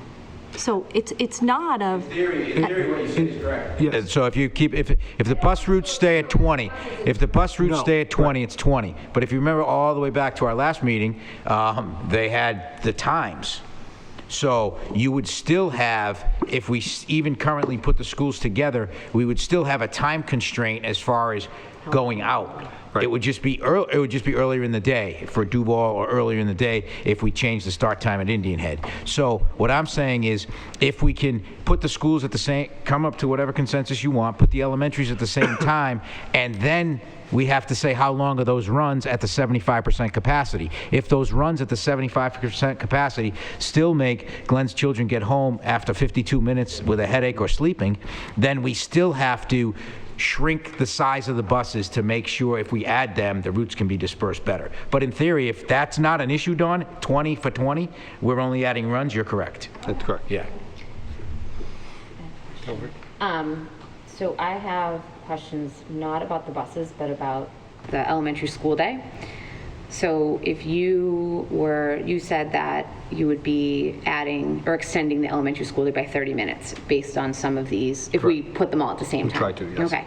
So how does that factor in? Like, are we really that low on time on learning for the year? Are they going to be way over? The elementary schools? Yes. No. It's looking at trying to make it equitable to the current 5th grade students who are getting more, and I don't have the document in front of me. Sure, right, what we talked about last time. More time on learning minutes. But for the elementaries, if we extend that day, grades K to 4, the 5th grade still, it's just giving them that opportunity. But the rationalization too is Darlene, Karen, and Joelle with their other students can do some more social emotional stuff, extend their academic time, maybe do more time with their classroom, especially whatever. There's more flexibility. If I could, so that was the teacher contract's 7 hours a day. Right. So all the teachers are there at the same amount of time, except the start times are different at elementary, because where you can, if you're a high school student, you come in, you can go to the cafeteria before the bell rings and make it to class for the first day, for the first period. That's one thing. But at an elementary school, let's take the Conley school. 8:25 is when they say they'll start letting kids in the building to go to class. As soon as they walk in, they have to go to their teacher. So they have 8:45 as like the start of their day. But the teacher's in with whoever's coming in at that time. So if from a teaching standpoint and a student standpoint, if you start the day at the 8:25 or the 8:30, then you would have already made up that time because the teachers and kids are still in the building for that time. Right, and that's what happened in where I teach. That's exactly Right. how it worked, and Right. I understand that. So my second follow-up question was, what are you going to do with the extra 30 minutes, which you've answered. Yep. But my other question is a concern that we brought up last time, and I think you kind of spoke to this with the new program. If we're extending the elementary school day by 30 minutes, and we have little fit 5-year-olds in school for close to 7 hours, and then they're on a bus for 40 minutes. Like we really we can't. That's smaller we bus. can't do both. I mean, I even think like my 3rd and 4th grader would have a really hard time with that kind of a long day, and I don't know how good that's going to be for their education. adding all this stuff is great, but really, if you're going to extend the school day, you have to make sure that they're not also on a bus for 45 Right, minutes. so that's where. What Dawn was saying would work perfectly if there's no extended ride issues. Yeah. If there are extended ride issues, that's where Fred's piece about getting smaller buses to keep the 75% or go over, that margin up there, that's what we'd have to do. And that was part of but the goal of redoing the transportation guidelines too is to make sure that kids weren't on the bus for 45 minutes. And And it's sort of like, hey, if we can solve it all, Right. let's shoot for all. Right. And then move from there. The other parent that emailed me, and has to pertain to start times, because right off the top, she said, well, I have a child that goes to Duval in a program and Conley. How am I going to get those children there? Because right now I can drive them both. So around uniformity, that causes another layer of issue that we have to go through because we have kids cross-district or that go to different programs. So it's just another layer of when you ask the question, it comes through. So another piece of, again, this is first conversation, and I'm trying to get feedback too. If the committee wants me to go in a different direction, ask more questions of our parents, because I think it's good data from parents, but it hasn't been, it's not giving me one direction. Hey, if it was all 8 to 5, I'd tell you right now, okay, budget financially, this is where we're at. We're going to work with this company, and these are some of our options going forward. I think there's food for change, and I just don't know where that falls. The piece that I wanted to get out to you today is right now I'm looking at a 40-minute time frame in between schools. If we add more buses or if we condense under that 40-minute, I have to add buses. The concern from the transportation director is even if you had the dollars, they might not have the drivers right now because we're still struggling with drivers. We won't know what it's like in September. The other piece is, and I spoke with the association, by contract, all these start times are in the contract. So we'd have to impact bargain and talk about that. We have time to do that, and our association, we have good relationships as we talk through it, but it doesn't mean that it's just a done deal. We have to have that dialogue, and then there's a financial piece of it. As we roll into it, I just wanted to make people know that original start time of just putting the high school here and keeping like times there, it is a larger number that I would need right now other than the other ones. That doesn't mean I'm set into that. That means that this is what it is in the day and time on December 7th. And we can have some flexibility. I do think looking at a smaller bus might help us move forward and eliminate some of those other issues, which might, give us an opportunity to change things forward. But I do feel there's food for change, even though a lot of parents would say the same. I do feel we need to, as a priority, make our elementary day a little longer for continuity, a similar like experience. And I do believe our elementary kids can flourish under that time with their teachers, with their paraprofessionals, with their principals, doing activities outside of necessarily the ABCs in the classroom. Most districts around us are between 6:15 and 6:30 as far as time in the day. Some are 7. My town is 7 for elementary. So they go that time. And we're on the shorter end of 6. So that's a piece that I will continue to move forward. The start time piece, as far as flexibility, I'm looking for guidance from the committee, and I'll still entertain information from the community and our students to see where we should fall, and then present either January or February where we're at. By March, when we set our calendar, I would want to have a set start time, and I would want to know which direction the committee would like me to go. Sometime in early February, like I say, solidify it, so I can start talking to Kevin and Cindy about what that means for our teachers and for our contract. I have Glenn, and then Dawn, and then we'll get back to that. Just a question about changing the transportation companies. Are we locked into a contract with the current company? With First Student, yes. For how long? We're in year 2 of 3. Right, John? so 3? We couldn't do anything. So we can break that contract. We can modify. We can ask to modify. The issue with the First Student is when we went out to bid, they were the only bidder, and there's no one else around. Okay. So we've kind of solicited Lucini and other companies to see, and nobody's come forward with bids. The other point of concern is sped transportation, our vans. And when we make any changes to our current schedules, we have to make sure that North River, who's our primary deliverer of our students in programs or Is across that town. handled by a separate company? It's different, yeah. Okay. We're part of the collaborative, and they supply most of our special education vans, that they can do it as well. They're pretty flexible, and I'm on the board of directors there, so we can have that conversation, you know, but there's a lot of little pieces that go into this. On staff and then Chris.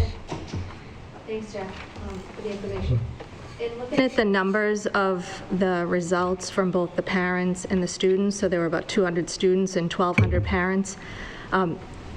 If you actually add together both options 2 and 3 for 8 o'clock and 8:05, and then if you add in option 4, which is 7:20, I think it's really definitive that the majority, which turns out to be 66% of both, it's actually very parallel students. With adding those 3 options, they all agree it should be later, right? So when you look just at face value, option 1, oh, well, that's the most, 320.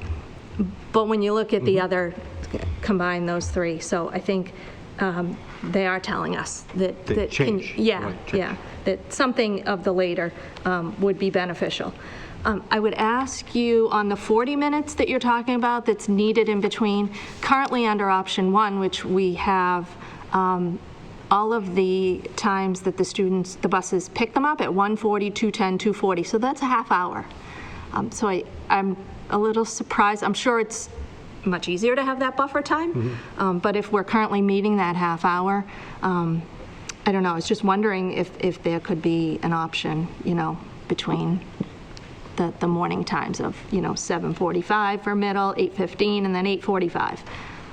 But the numbers were interesting, and I think we need to just take into consideration compiling them together, because there was an option for 8 o'clock and an option for 8:05. So to me, that's, you know, for high school, just adding those 2 together, that would be the majority.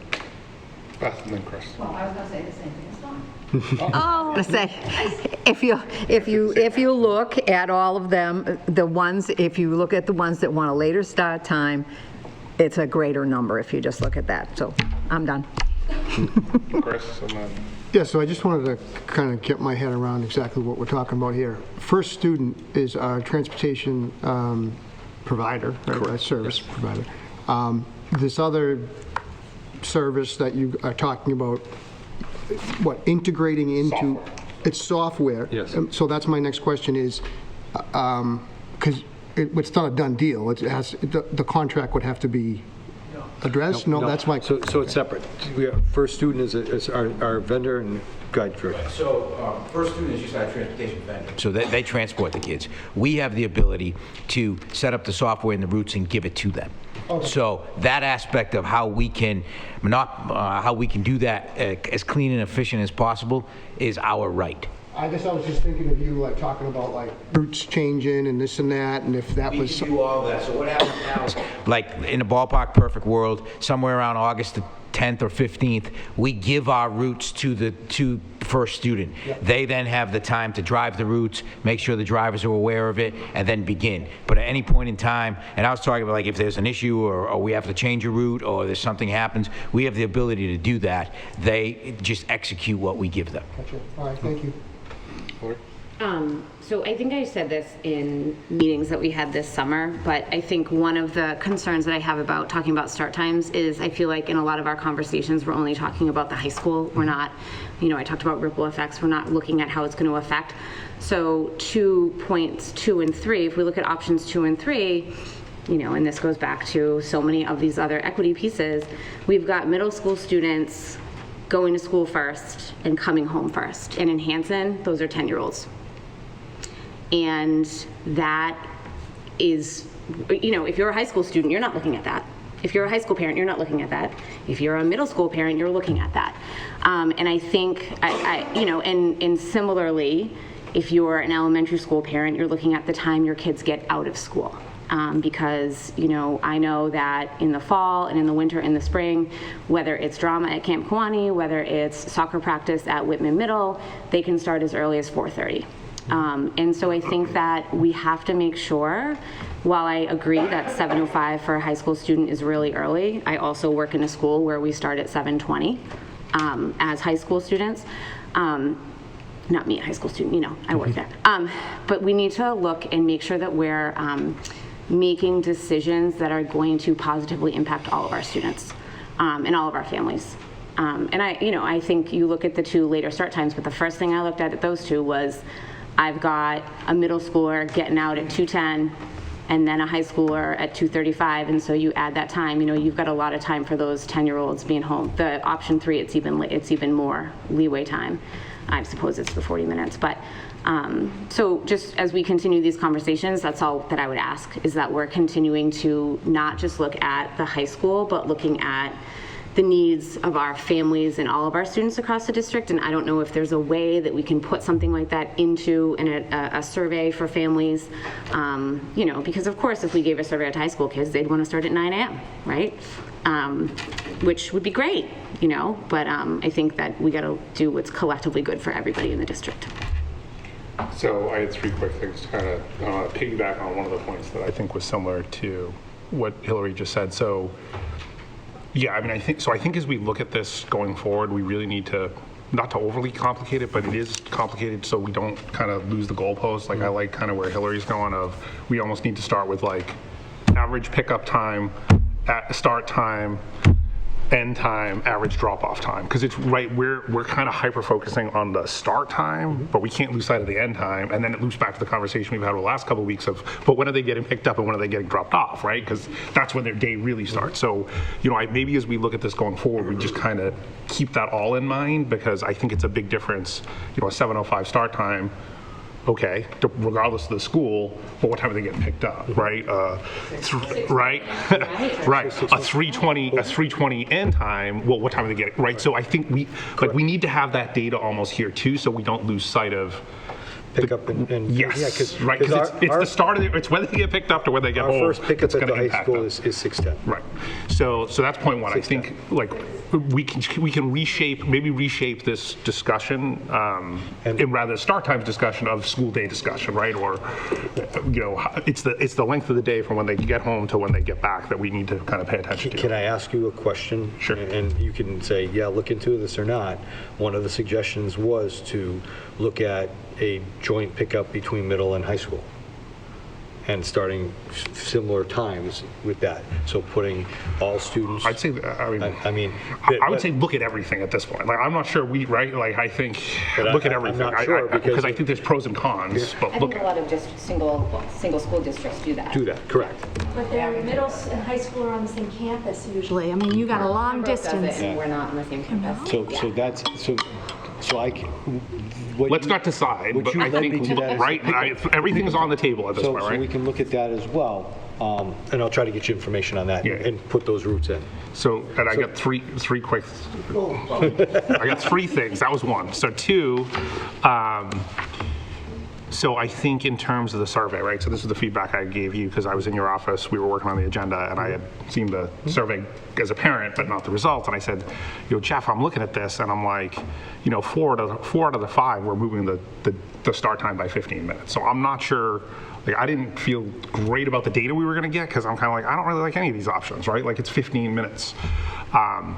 So I do think, we have to think about, the data is only as good as the question we ask. So if we ask the question and we're like, here are the options, then we have to kind of take that with a grain. I'm not sure how you ask the question. I think I suggested we could just ask people what they think, and then I rethought that, and I'm not sure that would work either, right? But I do think we have to consider that. And then the last piece is, I think from an educator standpoint, we really need to think about, you need to think about the order, right? So kind of who is starting, because I'm not sure that's, I certainly want to welcome the input of parents, but if we're talking about adolescent behavior and development, I'm almost wondering, wait a second, do the older kids start early? There's got to be something that maybe is a little bit more informed rather than just kind of our methodology here, right? So I don't know if it's high school, middle, elementary.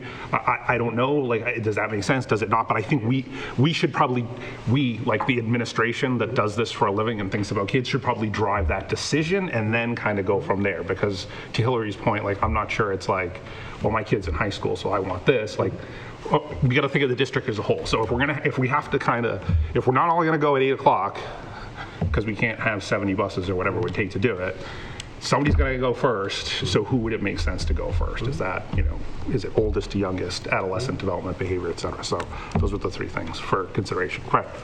You had Chris first, though.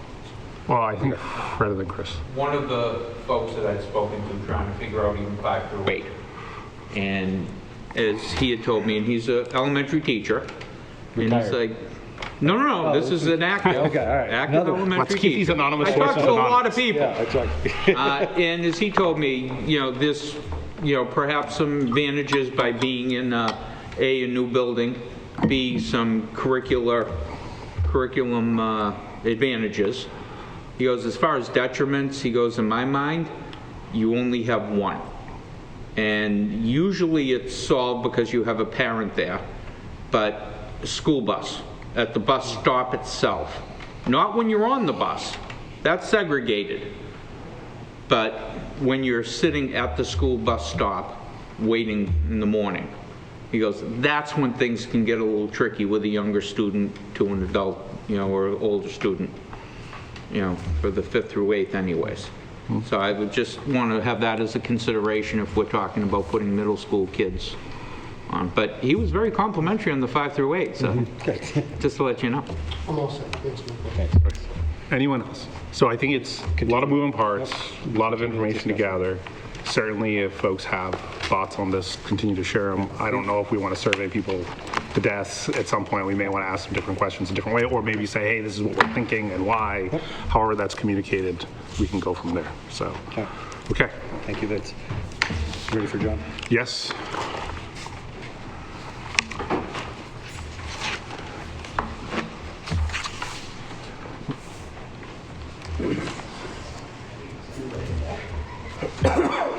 John, you're clearing a room. Thank you. So these are, we did some transfers at the last meeting, whenever that was, back in November. And these are additional transfers, and just some quick background on why we're doing them. Right at the moment, the Munis system isn't operational, so we're doing them by hand. We're doing everything by hand in the finance office. And the last meeting we had a lot of the transfers, and since then I've been able to go through every single encumbrance and line item and then make sure that we're charging things properly to the right line item. What I'm trying to do is to make sure that in going forward in 22 and beyond, that we have accurate charging of every single expense. So after going through every one of these one by one, every encumbrance, every transfer, I realized that these things could have been better categorized by me into where they should be. The 17 lines, but there's really 8 transfers. And we talked at the last meeting that the policy that says that because they're within the grouping of the 1,000s to 199s, every one of these, I could just transfer these by our policy and then just report them to you at the next meeting. But we had the policy we have may be problematic. I wanted to be open and say that these transfers are, put these before and to get these voted like we did at the last meeting. So just for folks that are following, so this is the one that was in the drive, right? This is the one sheet. We did all the transfers. There was a handful more that added up for an aggregate total of $74,725.49. Yes. Okay. Motion to accept the transfers as presented. Second. Any discussion? All right. All those in favor? Okay. And all just of us that are here. Sorry. Okay. 7. And then there was in the drive also there was a report that would approximate the Munis expenditure report that you would have gotten, that I created, and It has the columns that would have been on the old munis report, and if it's highlighted in the transfer column, it's including the ones that you just voted. So this is the final report that's, unless something else comes up, but I don't think so. And then one other thing that I passed out today is for fiscal year -- for July. Again, we're going one by one. I know that was a little bit behind, but this is where we are in July, and we can talk about that later because I don't think it's on the agenda. But just so you know what the reports are. Okay, thank you. Okay. Any questions for John? We're good? All right, thank you, John. Field trip request, I think it was just one for school council? Yes. The MASC? School committee? School council. Student council. Student council. That's, yes, so looking for a motion to accept the field trip request as presented. Second. Any discussion? All those in favor? And acceptance of gifts, donations. There was one in our packet from the good TK folks also. at T&K. T&K. Hold on, I have it. So T&K Asphalt Services had made a generous donation to Whitman-Hanson. Checking the amount of $3,000 will provide supplementary financial support to our families in need in the form of gift cards. Please accept this donation on behalf of the families struggling in our community. Thank you in advance. So it'd be looking for a motion to accept. With a letter of extreme thankfulness. Absolutely. Sorry. Great. Any discussion? All right, all those in favor? Thank you to the folks at T&K. All right. Subcommittee reports. I think that's where we're at. Yep. You're up. So Regional Agreement Committee, we did meet. We had our first meeting. We basically just organized. It's on YouTube and WHCA if you want to watch it. It was fairly short. We basically got everyone together. The main takeaway there was, in addition to kind of just getting organized, was really around every group kind of agreed we would go back to our respective group and kind of get a sense of what are the things that we want to tackle. So kind of starting with the big things first. The only thing that I need to clarify, I did catch Justin a few minutes ago, but before the meeting starting, and I will send an email, is so I was under the impression each group could kind of have an executive session and kind of talk about whatever they want to negotiate, and then they would respectively bring it back to the Regional Agreement Committee. However, as Jeff pointed out, there is no executive session allowance for just negotiations. It's collective bargaining, it's litigation, so there is really no venue to have an executive session. So what we will do as a school committee is at our next meeting, whenever that, I think on the 21st, we'll set aside some time to just publicly say, hey folks, what do you think are the things that we need to talk about as a committee? We'll then take that back. I will make sure I let the respective chairs of the finance committees and the boards of select board know that I'm not, what they decide to do is up to them, but based upon our clarification and review and clarification with legal counsel, there is no way for us to have an executive session to do that. So that'll just mean that some of these conversations will probably have to be public. It is what it is, but that's kind of where we're at. We're looking to have our next two meetings on the 9th and then 23rd. Is that right? Yes. All right, 9th and 23rd. And then we'll be off and running. The committee did say they wanted to kind of meet fairly regularly to try and get this done as quickly but also correctly as possible. Yes. Can I just ask a clarifying question? Yes. So what is the difference between, like, the school committee have what am I trying to ask? Are you saying that they can have executive sessions? I think they're under the same laws that we are. Okay, that was what I was asking. However, I suggested that in the meeting, like, hey, I think we can all have our own executive sessions and then do what we need to and come Because back. I feel like it would be like... But I don't think they can. But again, we're not responsible for their legal guidance. So Right. Jeff pointed out there's a mass document that shows, like, here are the 9 reasons for executive session. And I was thinking, Right, because you're not... a negotiation would be fine, but it's negotiation for collective bargaining Correct. or pending litigation. Right, because there's not... So again, that's up to them. They're going to do what they do. We'll have to do. I know, I guess the concern I would have is, like, so we're going to all be having these open dialogue conversations and they might not be. And, I don't know. Am I the only one with, like, that crazy concern? No, I think, I don't. I mean, I'm not saying... Let me get to Fred, but I don't think there's an avenue to do this in executive session. No, not for us. For anyone. Do you know what I'm saying? Okay. I believe that it may be. One of the reasons is negotiations that if not done in executive session, it may hurt the leverage, so to speak, of the committee. So we looked at it. I didn't see that, Fred. Okay. That's what I thought. That's why I suggested it. I thought that was a valid reason with public disclosure. That, and my other question is, have we made any headway or had a discussion about a consultant? Yes. So we did raise that question, and Jeff is going to reach out to Mars to see what their availability is. Because the way they did it when we had the last one is they pretty much came in, just ran the meeting. This is what we're suggesting. How do you feel? Yep. So I'd encourage you to kind of watch the discussion, because I don't want to speak on behalf of that group. Chris was there as well. What I took the consensus was, as a group, we want to kind of figure out what the hot buttons are and work through those together. And then kind of engage. And then tell them, and they'll incorporate it. And opposed to have them come in and just do line by line by line, and then we get everything's great for line 1 through 30, and then we get to line 32, and we're stuck for 5 weeks, and we kind of figure it out. But now we got to go back to line 1. Like, let's just figure out what the things that we need to talk about are, and try and come up with consensus, and then hopefully we'll be able to move forward. So that was the Regional Agreement Committee The update. meetings are building. at 5 o'clock on Monday. We decided Mondays at 5? Mondays at 5 o'clock. 5 o'clock Mondays, and then we said we do the 9th and the 23rd. We're going to skip the 16th. I'm going to try because and make Martin it the Luther 9th. King. Now, it is my birthday. I will accept gifts. Fantastic. Okay, Building Committee, any additional updates, or did we cover them all? Oh, lease.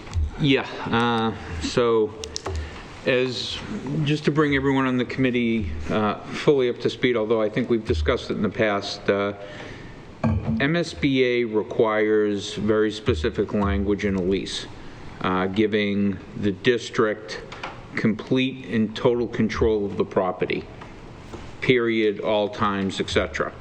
The lease that we have now states that during school hours, the property's in control of the school district.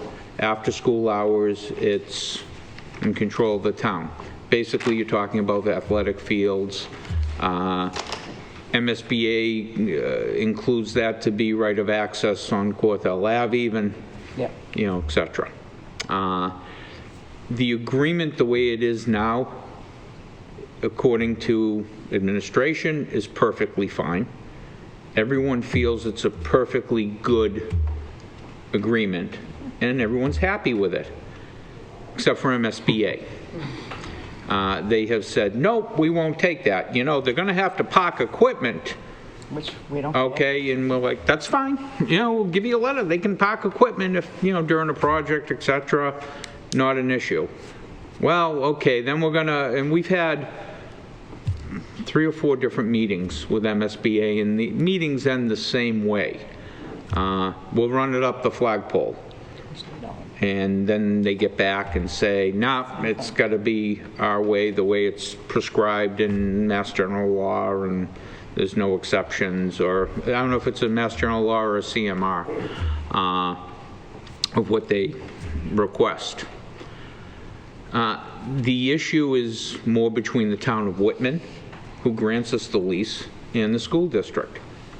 The town of Whitman has dug their heels in. They feel very strongly, as far as who controls what, after school hours.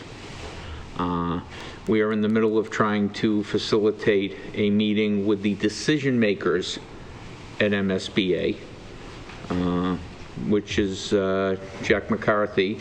I guess his word is gospel. He's willing to do a meeting.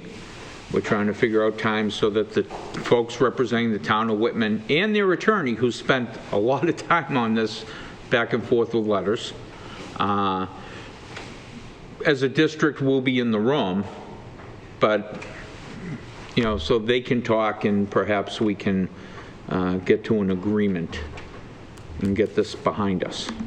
Because if this can't be resolved, doesn't matter what we argue about for configurations or anything. And we have working group meeting next, Zoom next Tuesday, the 13th, and building meeting. Building meeting Friday, Tuesday afternoon at 4:30. So two meetings have to add, working group in the morning and then that, so.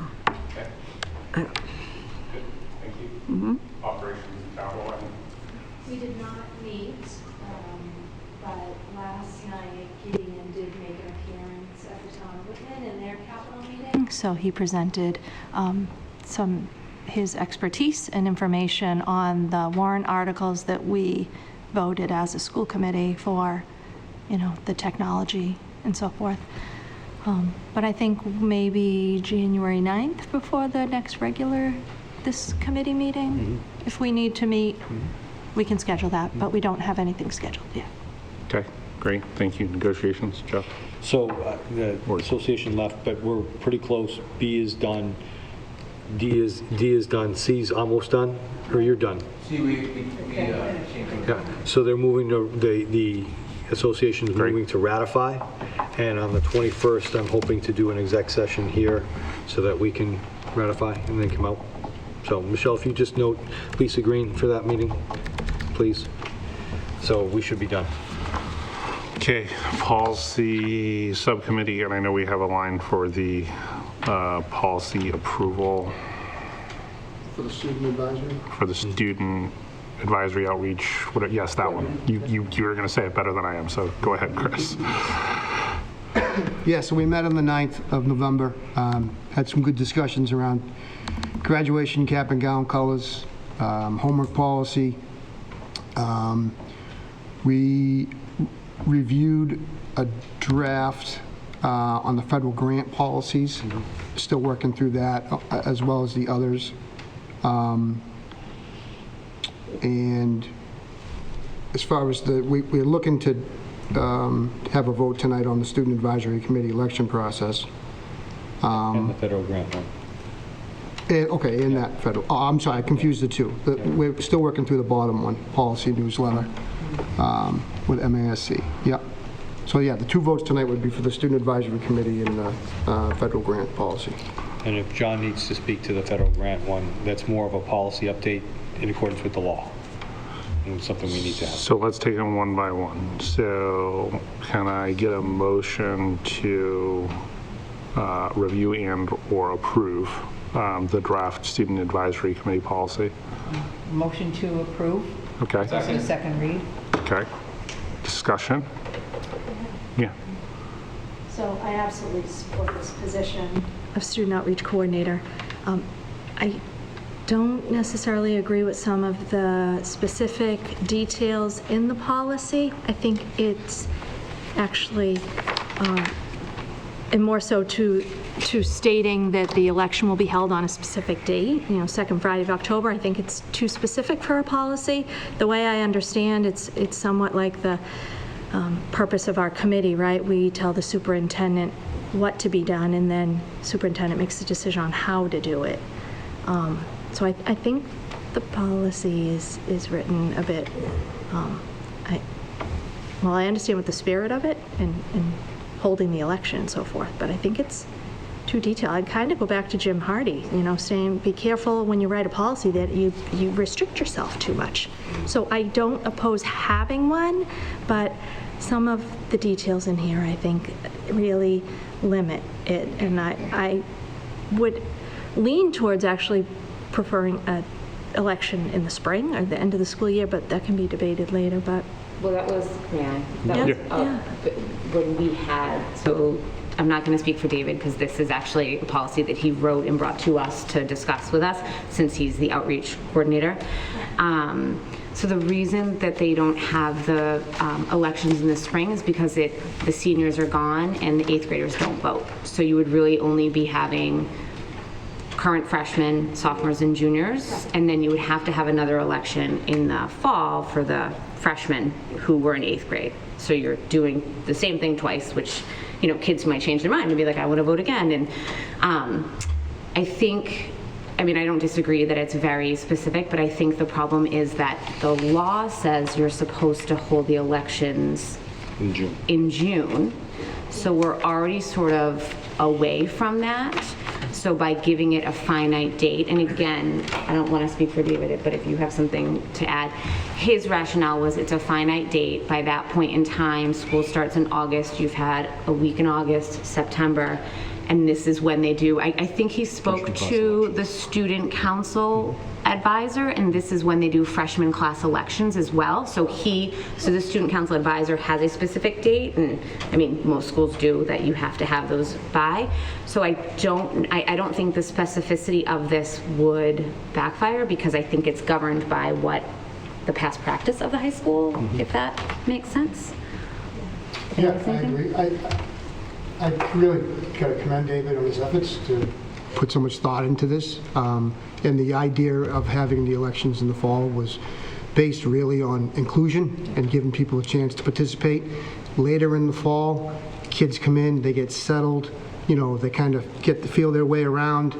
Maybe they get the gumption to run for an office, And I do think it was a pretty well thought out written policy, well written and well thought out policy.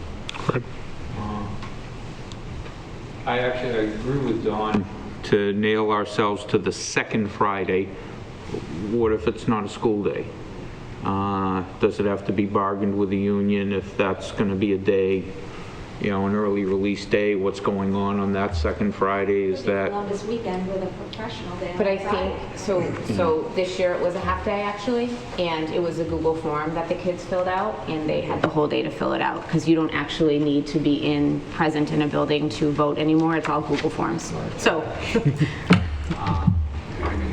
I would think that we wouldn't want to limit ourselves, in that regard, to try and keep it more open. And was I correct to hear that the law says in June? Mm-hmm. Yes.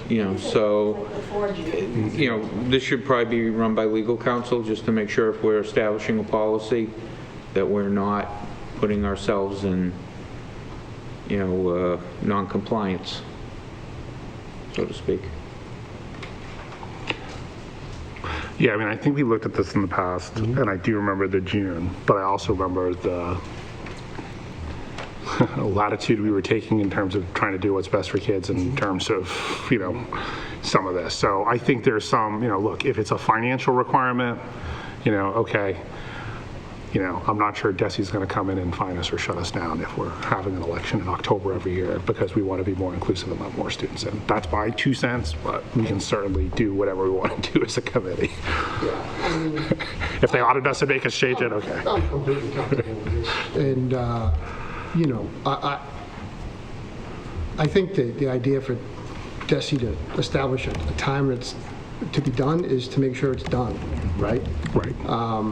So, yeah, I have no problem with doing what we can to make it an inclusive process.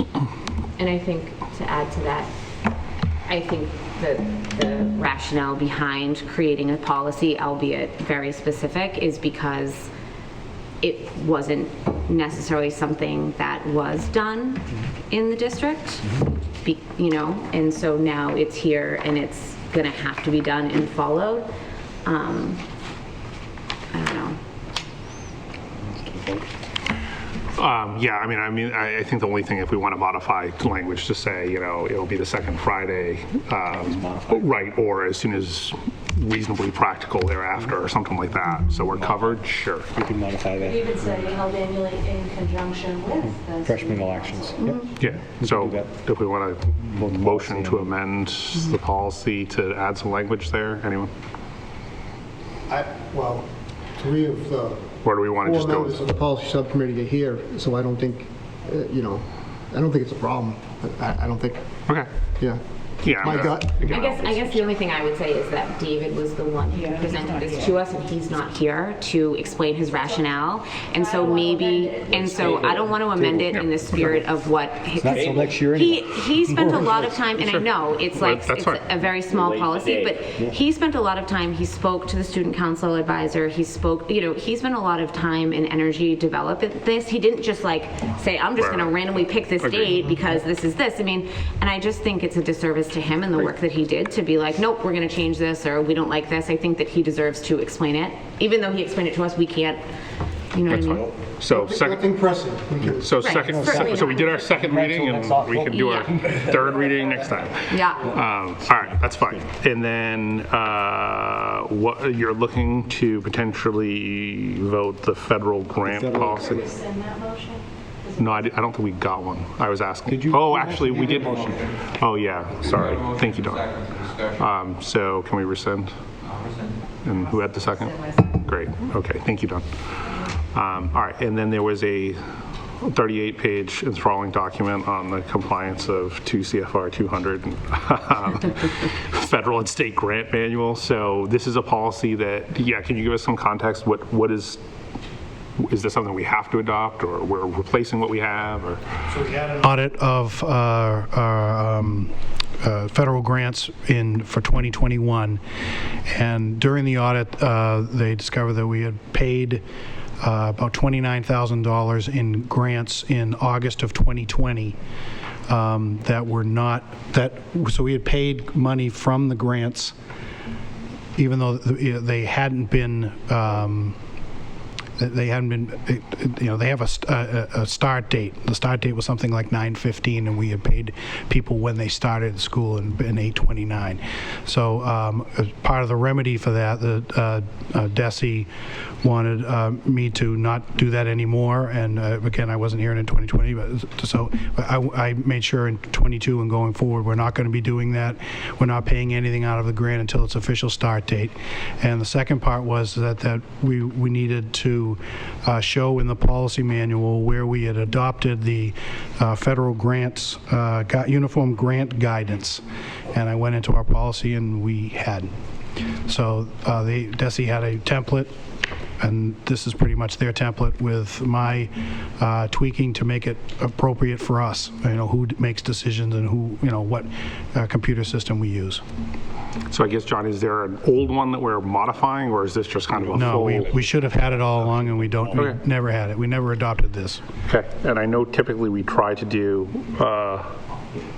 a first review and then a second review, and I think you guys are, the policy subcommittee is going to look at the policy that says we do an initial and a second and an action, but I think, and we can waive it if it's time sensitive, so that was exactly going to be the follow-up question. Is this, is this something that we need to do sooner rather than later? We should have done great. In October. Exactly. So, Motion to waive the second reading. and accept as presented? Except as presented. Thank you. With a letter to MASC asking them where they are supposed to be keeping us up on our policies, and I believe we still pay that bill. This is turning into a really long motion. How can we just do, can we do a waiving of the second reading and then, all right. Reading accepting as presented. Thank you, Fred. And then we have a second. Thank you. Any discussion? Great. All those in favor? All right. Pilgrim Area Collaborative, I don't think we have anything. And then the only thing, just so we're all on the same page, so we will be having a meeting on December 21st. December 21st was, the goal was strictly budget, and it is the template of where we are now prior to going to both boards. So we'll have a meeting on the 21st. The agenda is starting to grow. The agenda is starting to grow. But I will tell you that it's not going to be a detailed budget like you used to in February going forward. It's really an overview of where we are moving forward, salary-wise, what we're looking at as a general idea without too many specifics, and I'll take questions so that we prepare. But the other piece of the goal of the early discussion of budget is the role of the budget subcommittee was to help me build the presentation for February, and without the school committee seeing the budget first, the budget subcommittee wasn't going to do that. Right. So we'll do that, and then we'll meet budget subcommittee in January and roll it out for you folks in February. But it'll give you a flavor of where we're at, and we do have a few other items, plus an executive session on the 21st. Okay, so we'll try and keep it as short. 6:30? 6:30. It'll be, it said 6, but it'll be 6:30 for consistency's sake. It's Wednesday. Normal Wednesday, It's 2 weeks from December today. 21st. 2 weeks from today. And then the following meeting would be the January 11th. Yep. And then We'll have a normal meeting on the 11th, and then we'll have the joint meeting on the 12th. Just like that. And the 12th? Yeah, you got it. What's the 12th meeting about? The 12th will be the joint one with the member town officials. Yes. Oh, I got that there. Strictly budget presentation, enhanced from your presentation on the 21st. Can I have a point of privilege? Sure. Just for the folks out there, as one of the reps of the Whitman Toy Drive, if anybody is of need during this time, please contact Donnie Westhaver or Jane Ploss, or you can also contact me, and we'd be glad to give you some assistance. So just to get it out there a little bit more, because some people aren't on Facebook and don't see the messages, but the Whitman Toy Drive. And if you want to make a donation, we're always looking for donations too. Thank Great. you. Thanks, Bill. Thank you. All right, that'll conclude our business. So motion to adjourn? So moved. Second. All those in favor? Unanimous. All right, thank you, everyone. Have a good night. Thank you.